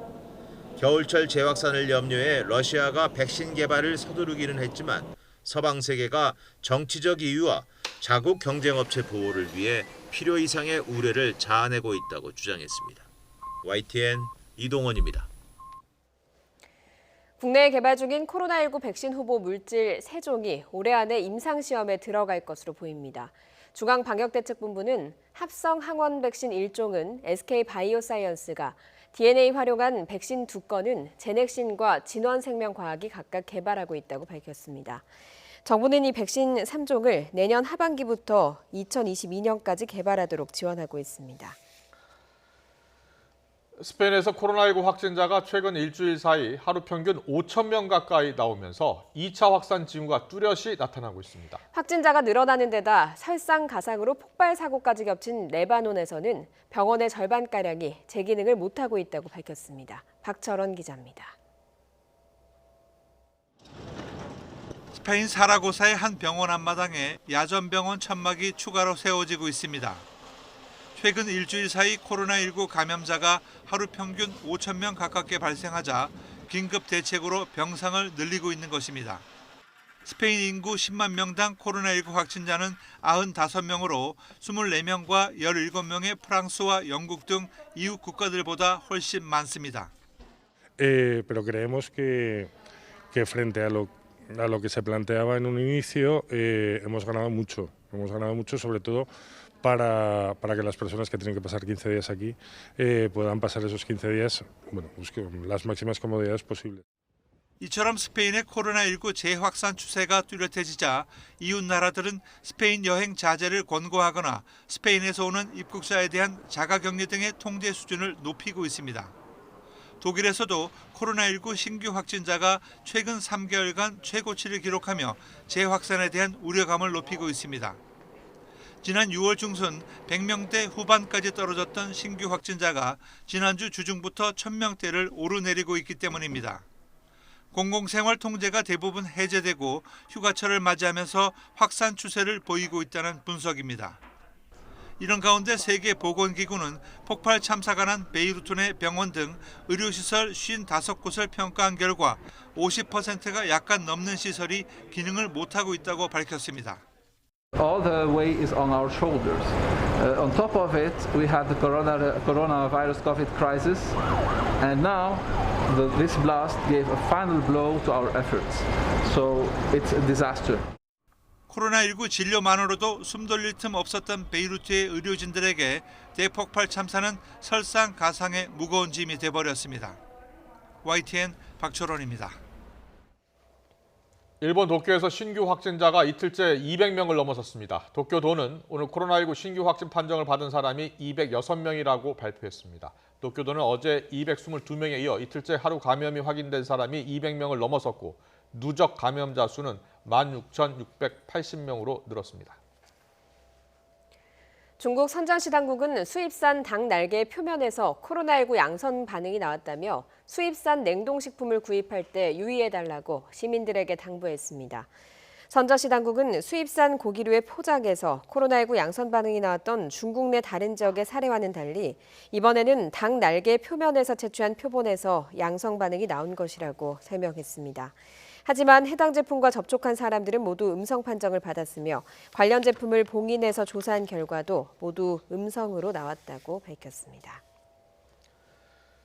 이번 폭우로 도시, 농촌을 가리지 않고 막대한 피해가 발생했습니다. 특히 농작물 피해가 극심한데 많은 농민이 농작물 재해보험에 가입되지 않아서 어려움이 가중되고 있습니다. 김동우 기자입니다. 겉으로 보기엔 2년근 인삼밭이 멀쩡해 보이지만 안으로 들어서면 있어야 할 인삼이 보이지 않습니다. 보이는 것마저 뽑아보면 뿌리가 썩었습니다. 내년이면 수확할 인삼이라 농민의 아픈 마음은 표현할 길이 없습니다. 더욱 큰 문제는 농작물 재해보험에 가입하지 않아 고스란히 피해를 볼 수밖에 없습니다. 지금의 상황이 닥치니까 이제 드러났으면 좋았겠죠. 10몇 년 동안 농사를 지면서 한 번도 이래저래 이런 적이 없었으니까 너무 안이하게 생각을 한 거지. 근데 앞으로는 들어야 되겠죠? 고구마밭 주인도 재해보험에 가입하지 않아 폭우 피해를 그대로 떠안게 되었습니다. 줄기와 잎은 남아있지만 캐보면 고구마가 썩어 악취가 진동합니다. 이달 말이면 수확해 팔아야 할 고구마로 최대 수익 2억 원 정도가 사라졌습니다. 고구마 같은 경우에는 이게 태풍이 와도 쓰러지고 그러는 게 아니기 때문에 뭐 굳이나 들 필요성을 못 느끼죠. 지금 제가 여기서 25년을 냉기 살았는데 이런 적은 없었거든요. 많은 복숭아 재배 농민도 농작물 재해보험에 가입하지 않아 보상받을 길이 막막합니다. 단지 수혜 농민들이 받을 수 있는 지원금은 지자체의 재난지원금과 농약값 그리고 종잣값 수준입니다. 농민들이 농작물 재해보험에 가입할 수 있는 품목은 이 고추를 비롯해 배와 사과 등 모두 24개 품목입니다. 폭우나 태풍 등 자연재해가 속출하는 만큼 농작물 재해보험에 대한 농민들의 인식 제고는 물론 지자체도 가입을 적극 권장하는 자세가 필요합니다. YTN 김동호입니다. 기록적 폭우로 막대한 피해를 본 섬진강 인근 지자체들이 댐 관리에 문제가 있었다며 비판의 수위를 연일 높여가고 있습니다. 섬진강 댐이 있는 전북 임실군과 강하류의 남원시, 전남 곡성군 등은 지자체장들이 오늘 환경부를 찾아 댐 과다 방류 문제를 지적했습니다. 이들 단체장들은 주민들은 수자원공사 등 댐 관리 기관의 수위 조절 실패로 최악의 홍수가 발생했다는 것을 당연한 사실로 받아들이고 있다고 밝혔습니다. 그러면서 피해 원인을 폭우로만 돌리는 기관들의 입장이 주민들에게 큰 상처를 주고 있다고 덧붙였습니다. 폭우로 수위가 높아진 잠수교 주변에 고립됐던 학생 5명이 CCTV 관제센터 덕분에 무사히 구조됐습니다. 서울 서초구는 지난 4일 밤 10시쯤 호우 피해가 우려되는 지역을 살피던 서초 CCTV 통합관제센터가 잠수교 북단에서 걸어오는 외국인 학생 5명을 발견했다고 밝혔습니다. 관제센터는 빠져나갈 길을 찾아 헤매는 학생들을 관찰하면서 경찰에 상황을 즉시 알렸고 서초경찰서에서 현장으로 출동해 학생들을 안전한 곳으로 옮겼습니다. 집중호우로 한강 유역에서 유입된 해양 쓰레기가 예년에 비해 3배 이상 늘었습니다. 어선 운항과 어족 자원 피해를 막기 위해서 바다에서도 쓰레기 수거 작업이 한창입니다. 이기정 기자가 보도합니다. 육상에서 발생한 각종 부유 쓰레기가 인천 앞바다로 떠내려오고 있습니다. 인천시 강화군의 초지대교 남단인 염하수로에는 길이 300m 규모의 차단막이 설치돼 바다로 흩어지는 부유 물질을 막아내고 있습니다. 바지선 위에는 대형 포크레인이 쉴 새 없이 물에 떠 있는 쓰레기를 퍼올리는데 요즘 같은 장마철에는 갈대와 나무 쓰레기가 많고 페트병이나 냉장고와 의자 등 이삿짐도 수시로 떠내려옵니다. 지금 현재 이 쓰레기 수거 온 것만 하더라도 예년에 비해서 한 서너 배 이상 돼요. 오랜만에 이렇게 많은 양이 내려왔어요. 바다 쓰레기는 일정한 장소에 머물지 않기 때문에 발견되는 곳에서 수거를 하게 되는데 해양환경정화선인 85톤 규모의 인천 시클린호도 바지선 옆에 정박해 합동 수거 활동을 벌이고 있습니다. 장마철을 맞아 한강 잠수교가 물에 잠기면 한강 수계에서 발생한 쓰레기는 24시간 후에 이곳 염하수로에 도착합니다. 연간 50톤의 작업 물량을 소화하던 환경정화선은 올해 급격히 늘어난 부유물질 처리에 여념이 없습니다. 나무 조각 등 부유물질은 어선의 동력장치를 고장내거나 어민들의 그물을 훼손하는 등 민원 발생의 원인이 되기도 합니다.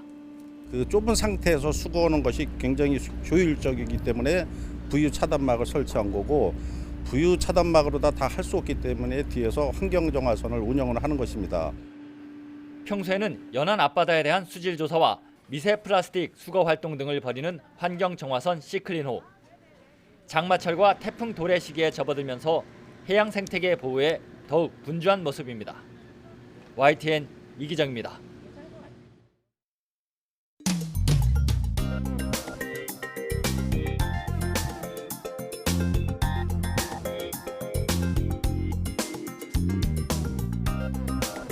Nope.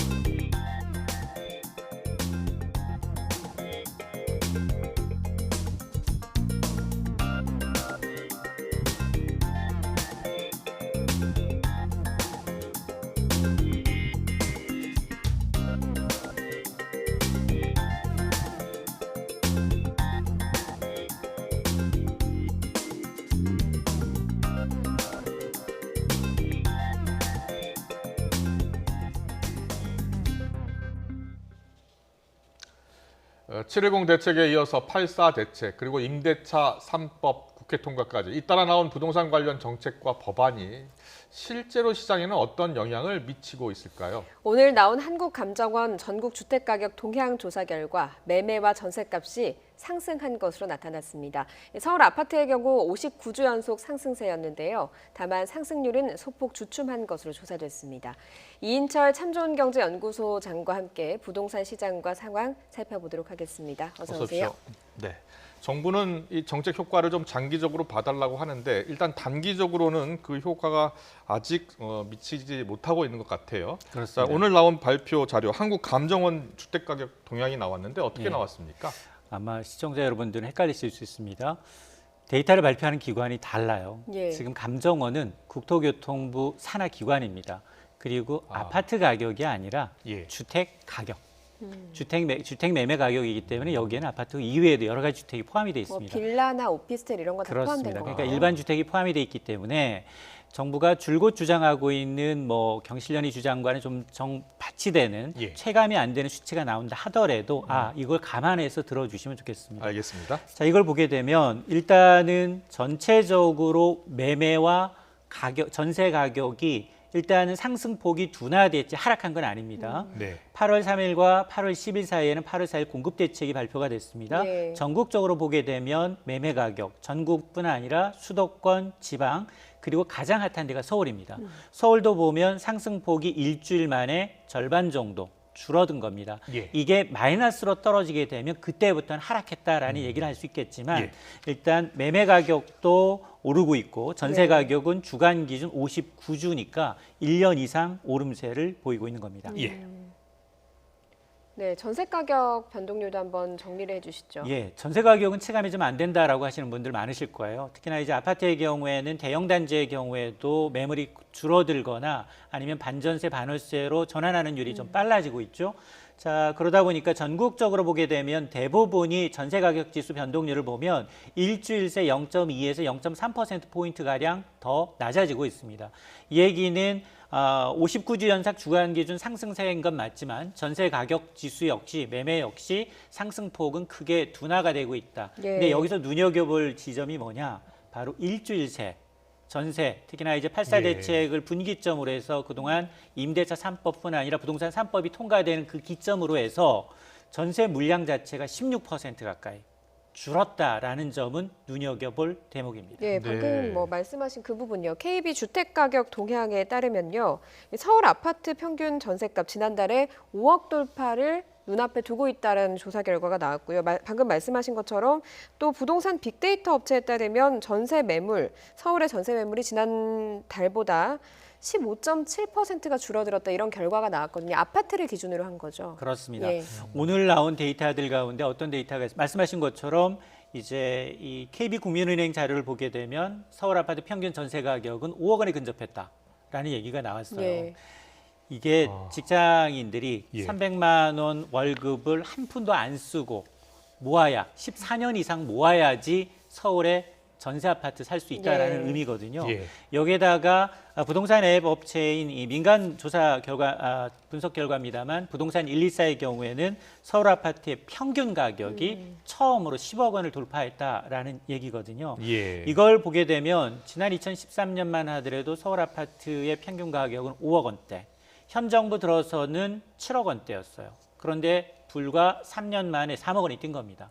1년마다 매매 가격이 1억 원씩 뛰었다라는 얘기니까 일반인들이 정말 근로소득으로 주택 마련하기 굉장히 어려워진 상황이고요. 예. 그리고 전세 가격도 지금 보게 되면 전세 물건 자체가 2주 전에 비해서 줄어든 것도 문제지만 전세 가격도 2년 만에 5천만 원이 올랐어요. 일반적인 직장인이 2년간 모아서 여윳돈을 5천만 원 마련하기 쉽지 어렵습니다. 않습니다. 예. 자, 이러다 보니까 지난달에도 계속해서 부동산 관련 대출은 옥죄고 있거든요. 대출, 특히나 이제 신용대출이라든가 마이너스 통장대출 이런 대출이 늘고 있는 걸 보게 되면 이런 이제 전셋값 상승에 대한 대출, 정상적인 대출이 안 되니까 이제 의외로 이제 신용대출까지 받아가면서 전세 조금 전세에 대한 어떤 이 주거 비중이, 주거 부담이 점점 커지고 있다는 걸 알 수 있습니다. 지금 그래픽에 보면 아파트 전세 매물이 줄고 있다 이렇게 나오고 있는데요. 네. 한 2주 사이에 15.7%나 줄었다고 합니다. 어떤 이유 때문입니까? 일단 그 지금 규제 측면에서 보게 되면 재건축 소유주의 경우에는 2년 이상 실거주하지 않을 경우에는 현금 청산되고요. 새로운 아파트를 받을 수가 없고요. 예. 또 분양가 상한제가 적용된 아파트의 경우에는 본인이 5년 이상 직접 거주해야 되고요. 예. 그러니까 실거주 요건이 굉장히 강화가 됐고요. 여기다 임대차 3법이 시행이 되면서 집주인들의 경우에는 고민인 거예요. 이걸 지금 기존에 있는 세입자를 내보내고 새 세입자를 받으면 좋겠지만 그렇지 못한 경우에는 임대료 상한액이 정해져 있기 때문에 이걸 본인이 직접 들어가 살든가 아니면 그 직계 가족 가운데 누가 들고 살 경우에는 또 세입자를 내보낼 수가 있습니다. 이런 경우가 있고요. 또 하나는 부동산 관련 세제가 다 통과가 됐어요. 거래세, 보유세, 양도세까지 높아지니까 자, 이 기회에 전세보증금 가운데 일부를 월세로 전환하는 비율이 빨라지고 있어요. 예. 그렇게 되면 자기가 낼 보유세 부담을 세입자한테 전가하는 것이 되기 때문에 그러다 보니까 불과 2주 새 두 자릿수 가까운 이제 전세 물건에 줄어드는 게 나타나서 이런 부작용을 아마 정부가 지금 인식하고 있기 때문에 전월세 전환율을 좀 낮추겠다. 예. 이게 지금 전세에서 월세 전환할 때는 기준금리 플러스 3.5%인데 이 기준이 좀 오래됐으니 지금 낮추겠다. 한 2%대로 대출금리에 근접한 수준으로 낮추려는 입법 발의가 지금 돼 있는 상황입니다. 예. 일반적으로는 뭐 여름이 그 비수기라서 전세 시장이 좀 전세값이 안정되는 시기인데 지금 그렇지 못한 걸로 보이거든요. 그리고 또 전세값이 분양가보다 낮은 경우가 많은데 오히려 분양을 받을 때보다 지금 계약하는 전세 가격이 더 높은 경우가 나오고 있다고 하더라고요. 맞습니다. 예. 이게 사실은 우리가 9억 원을 기준으로 해서 고가 주택이잖아요. 지금 정부는 9억 원 이상 고가주택에 대해서는 거래 내역을 면밀히 들어보고 있어요. 그러다 예. 보니까 풍선 효과로 오히려 강남 3구가 아니라 뭐 이제 은평구, 이런 서대문구 이런 데서 보니까 분양 당시 가격보다도 오히려 전세 가격이 더 높아진 겁니다. 네. 지금 은평구 응암동에 있는 이 아파트를 보게 되면 59제곱미터의 경우에 2017년 분양가는 4억 7천만 원인데 현재 시세는 불과 3년밖에 안 된 아파트잖아요. 지금 전세가 5억 5천 원입니다. 그러니까 당시에 이제 전세 가격, 지금 전세 가격이었다면 사실 그 당시에는 사고도 남았다는 얘기고요. 여기다 서대문구, 성북구 보시면 공통적으로 보면 가격대가 4억 원에서 6억 원대예요. 2017년, 2018년에 분양가가 지금 4억 7천만 원, 4억 원대인데요. 네. 지금은 찾아볼 수 없는 가격이잖아요. 맞습니다. 이렇게 이제 과거 가격이 이제 이렇게 분양가가 낮은 데다가 그리고 전세 계약이라는 게 특히 첫 해에는 입주 물량이 많아지게 되는 입주 첫 해에는 전세 가격이 굉장히 낮아요. 예. 그러다가 2년 주기로 주변 시세에 좀 맞춰서 올라가는 경향이 있는데 예. 지금 보게 되면 공통적으로 2년 내지 3년, 5년 이내 신규 아파트의 경우에는 굉장히 전세 가격이 많이 올라서 이제 나가였거나 아니면 전세 대출을 추가로 받아서 재계약을 했거나 이런 경우가 굉장히 많아진 것으로 보입니다. 네, 그때 이제 집을 샀거나 분양받았던 분들은 이제 집값이 좀 올라서 혜택을 받았다고 볼 수 있지만 그때 이제 집을 사지 않고 전세를 사셨던 분들은 지금 2년 만에 전세값이 너무 뛰고 있으니까 참 힘든 상황이에요. 그래서 정부가 이제 이 임차인들을 좀 보호하기 위해서 표준 임대료 도입을 지금 검토하고 있지 않습니까? 맞습니다. 자, 표준 임대료, 자, 어떤 제도입니까? 지금 사실 정부가 지금 이번에 임대차 3법을 시행하면서 놓친 것이 있다. 이것만큼 해야 되겠다라는 게 두 가지가 있습니다. 하나는 뭐냐? 2+2. 자, 예. 4년 후에 새로운 세입자를 들이게 되면 상한제가 적용이 안 됩니다. 예. 그래서 무제한. 2+2+2+ 세입자가 원하면 무제한하자라는 법안이 발의가 돼 있고요. 네. 또 하나가 뭐냐? 지금 전월세 이제 전환 비율 그리고 이제 상한액이 지금 새로운 계약을 할 때마다 상한제가 5%인데 네. 이것도 높다는 거예요. 예.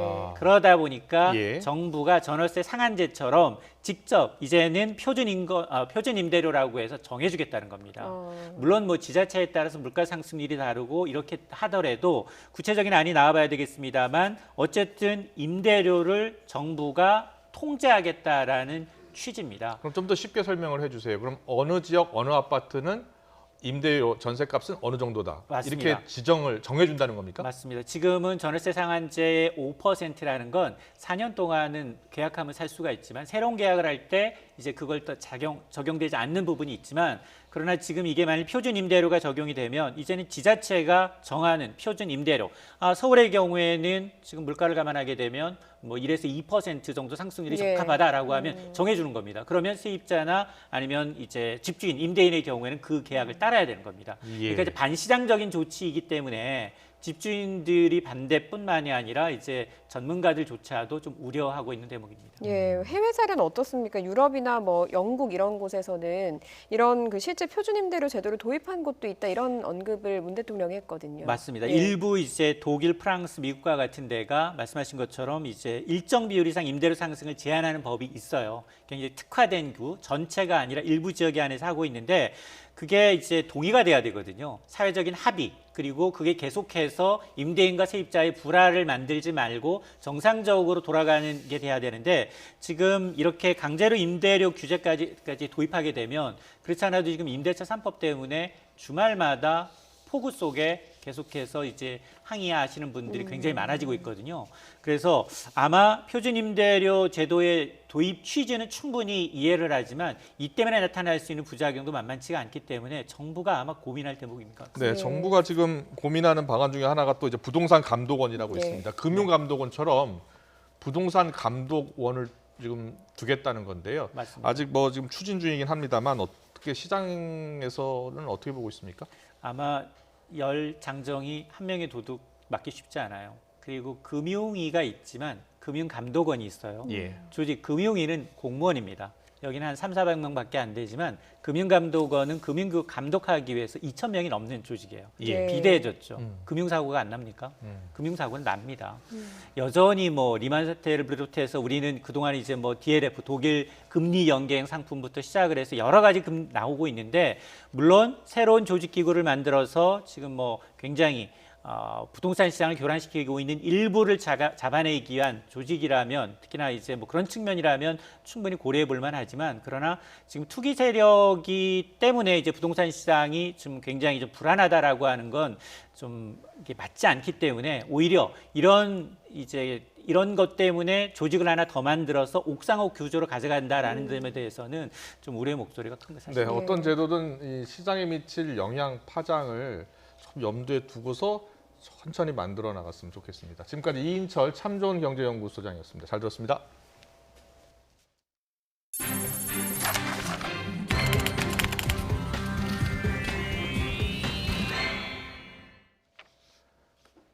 더불어민주당이 국립묘지에 안치된 친일 인사의 묘를 강제 이전할 수 있게 하는 이른바 친일파 파묘법 공론화에 착수했습니다. 민주당의 송영길 의원 등 의원 11명은 오늘 국회에서 상훈법, 국립묘지법 개정을 위한 공청회를 열고 파묘법 필요성을 강조했습니다. 송 의원은 유공자 서운에 관한 규정을 담고 있는 상훈법과 국립묘지법을 개정하는 것은 나라다운 나라를 만드는 과정이라면서 보수나 진보의 문제가 아닌 대한민국의 정신적 가치를 재확립하는 문제로 활발한 논의를 바란다고 강조했습니다.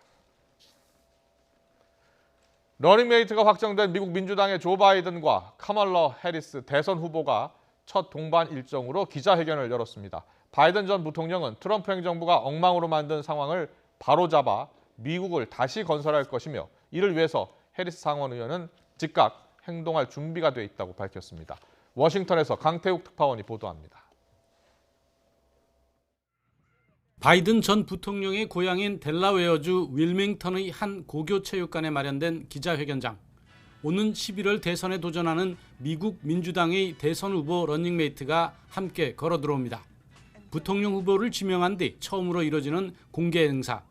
바이든 전 부통령은 해리스 상원 의원이 미국 주요 정당에서 여성이 부통령으로 지명된 세 번째 경우라고 소개했습니다. 그러면서 행동할 준비가 돼 있는 여성이라고 강조했습니다. Kamala knows how to govern. She knows how to make the hard calls. She's ready to do this job on day one. 러닝메이트로 지명받은 해리스 상원 의원은 미국인들이 리더십에 목말라 있다고 진단했습니다. 또 인종차별주의로 미국인들이 대가를 치르고 있다고 덧붙였습니다. 그러면서 트럼프 행정부가 코로나19 대유행에 잘못된 대처로 경제 위기를 자초했다고 비판했습니다. This is a moment of real consequence for America. Everything we care about, our economy, our health, our children, the kind of country we live in, it's all on the line. 11월 대선에 출마할 양측의 진용이 갖춰지면서 다음 주 민주당 전당대회를 시작으로 백악관의 다음 주인을 놓고 벌어지는 3개월여의 혈투가 본격화됐습니다. 워싱턴에서 YTN 강태욱입니다.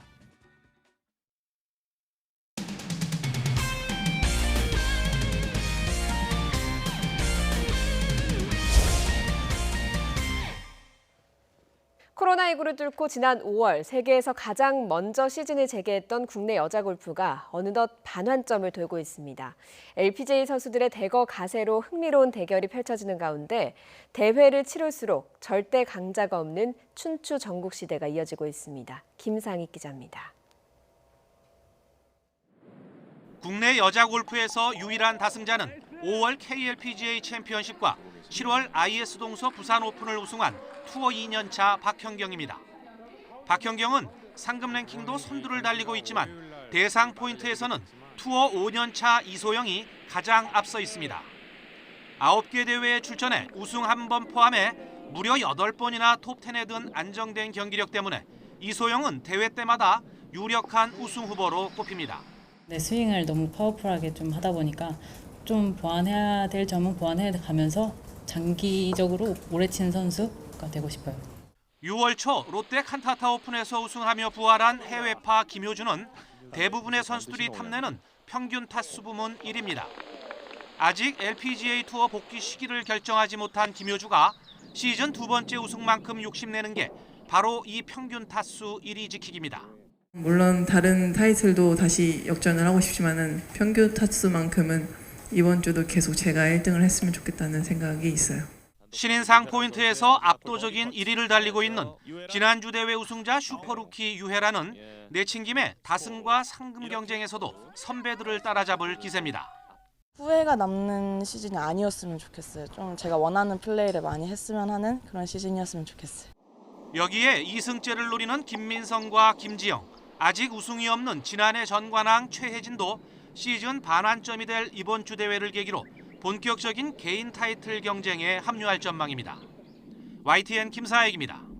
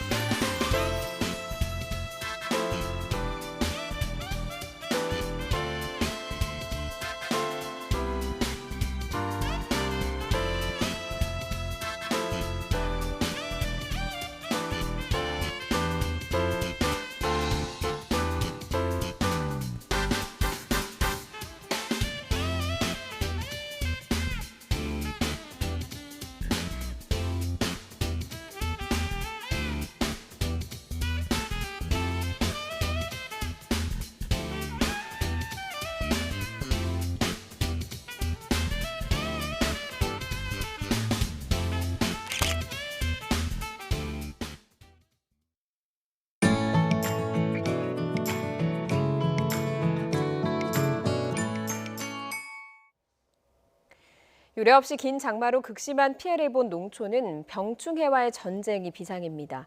벌써 각종 농작물에서 병충해가 번지기 시작했는데요. 제때 방제하지 않으면 더 큰 피해가 우려됩니다. 김학무 기자입니다. 아직 장마가 채 끝나지 않아 습기가 가득한 고추밭. 가지에 달린 고추만큼이나 많은 고추가 바닥에 즐비하게 떨어져 있습니다. 비가 많이 온 탓에 고추 꼭지가 물러져 떨어진 겁니다. 고추가 썩어 들어가는 탄저병도 나타났습니다. 탄저병은 금세 번지기 때문에 걱정이 이만저만 아닙니다. 이거 탄저병이로 인하여 이 고추가 다 썩어가고 이 무름병이 걸려가지고 고추가 다 떨어집니다. 이게 생산할 게 없고 이거 앞으로 큰 걱정이 됩니다. 이거 농민들이 이거 어떻게 할지. 비를 맞지 않고 자라는 포도도 긴 장마에 피해를 보기는 마찬가지. 열매에 수분이 많아져 껍질이 갈라지는 바람에 판매할 수 없고 곰팡이가 핀 열매도 부지기수입니다. 벼농사도 비상입니다. 특히 침수됐던 논을 중심으로 잎도열병과 흰잎 마른병이 번지고 멸구와 홍명나방 등의 해충도 크게 늘고 있습니다. 이런 병해충이 지난해 전년보다 7배나 늘었는데 올해는 지난해보다 더 큰 피해가 예상됩니다. 모든 농작물에 병해충이 있고 향후 고온이 되면 병해충이 더 확산될 우려가 있으니 농가에서는 잘 살펴보시고 적기에 방제를 잘 해야 피해를 줄일 수 있습니다. 농촌진흥청은 지자체와 함께 항공방제를 시작하고 현장 기술지원반을 긴급 편성해 병해충 방제와 토양관리 등 기술 지원에 나섰습니다. YTN 김학무입니다. 농촌진흥청이 2015년에 개발한 국산 흑돼지 품종 우리흑돈을 전국에 보급하기로 했습니다. 이는 흑돼지 품종의 수입 의존도를 낮추고 국산 고급 돼지고기를 생산하기 위한 것으로 현재 국내에서 사육 중인 흑돼지 19만 마리 대부분이 수입 품종입니다. 우리 육도는 재래돼지 육질을 유지하면서 성장 능력이 뛰어난 품종으로 국립축산과학원은 우리 육돈 쉬돼지를 이달부터 전국 7개 도의 20개 농가에 400마리를 보급할 예정입니다. 농촌진흥청은 우리 토종닭 고유의 맛과 기능성 영양 성분을 다량 함유한 토종닭 신품종을 개발했습니다.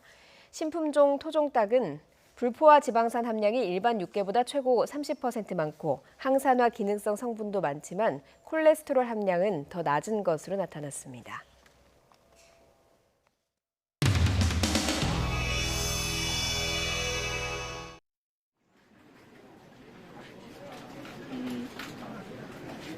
대통령이 이 현장을 방문할 때 여러모로 걱정도 됩니다. 혹시 오히려 또 조금 복구 작업을 열심히 하고 있는데 또 이제 부담을 주거나 누가 되지 않을까 그렇게 해서 늘 이제 망설여지는 면도 있는데.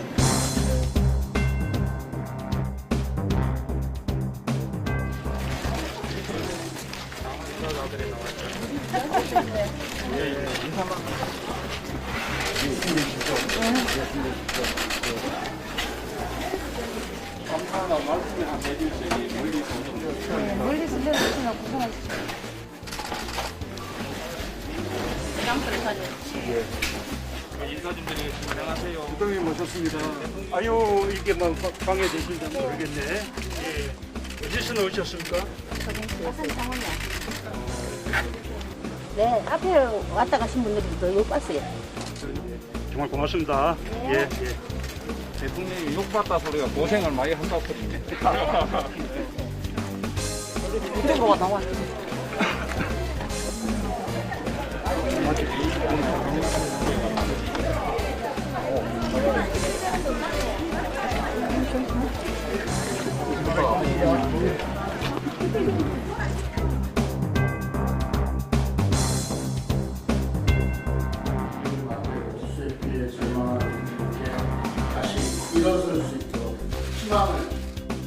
가용제한으로 되는 부분은 신속하게 집행하고 부족한 부분은 재난 대비 추경 편성도 적극적으로 고려해 주시기 바랍니다.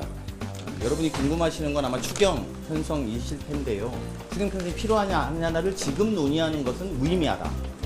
고로 이것은 추후에 판단해도 된다. 아직은 예비비와 재정의 여력이 충분하다라고 판단한 것이 오늘. 애당초 이 악화요를 겪던 우리 경제와 4차 추경과 관련해서는 저희가 그동안 보아왔듯이 한참을 뜸들이다가 또 대통령이 마치 단안을 내리는 듯한 선심 쓰듯 추경을 지시하고 이를 당정청이 받드는 듯한 이벤트가 연출되지 않기를 바랍니다.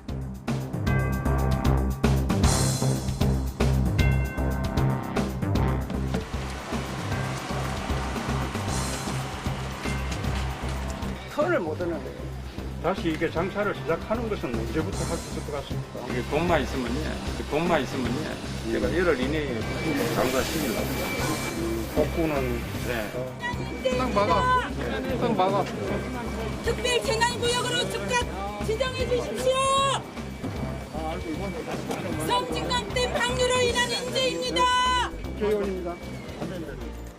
투입이 돼가지고 진단도 하고 치료도 하고 해줘야 될 시책입니다. 지금 우리 농가들 다 울고 있어요. 대통령 좀 도와주셔야 됩니다. 우리 마을 특별 재난구역 협회해셔갖고 진짜 빨리 도와주셔야 됩니다. 정말로 부탁드리겠습니다. 이쪽으로.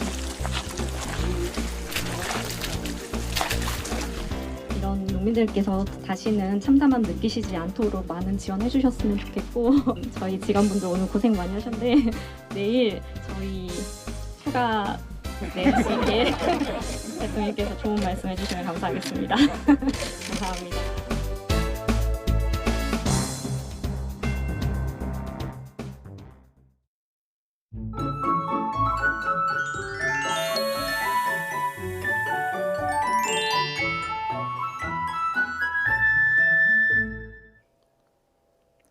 내일부터는 주춤했던 장마 전선이 다시 남하합니다. 이에 따라 중부 지역 역대 최장 장마가 이어질 것으로 보입니다.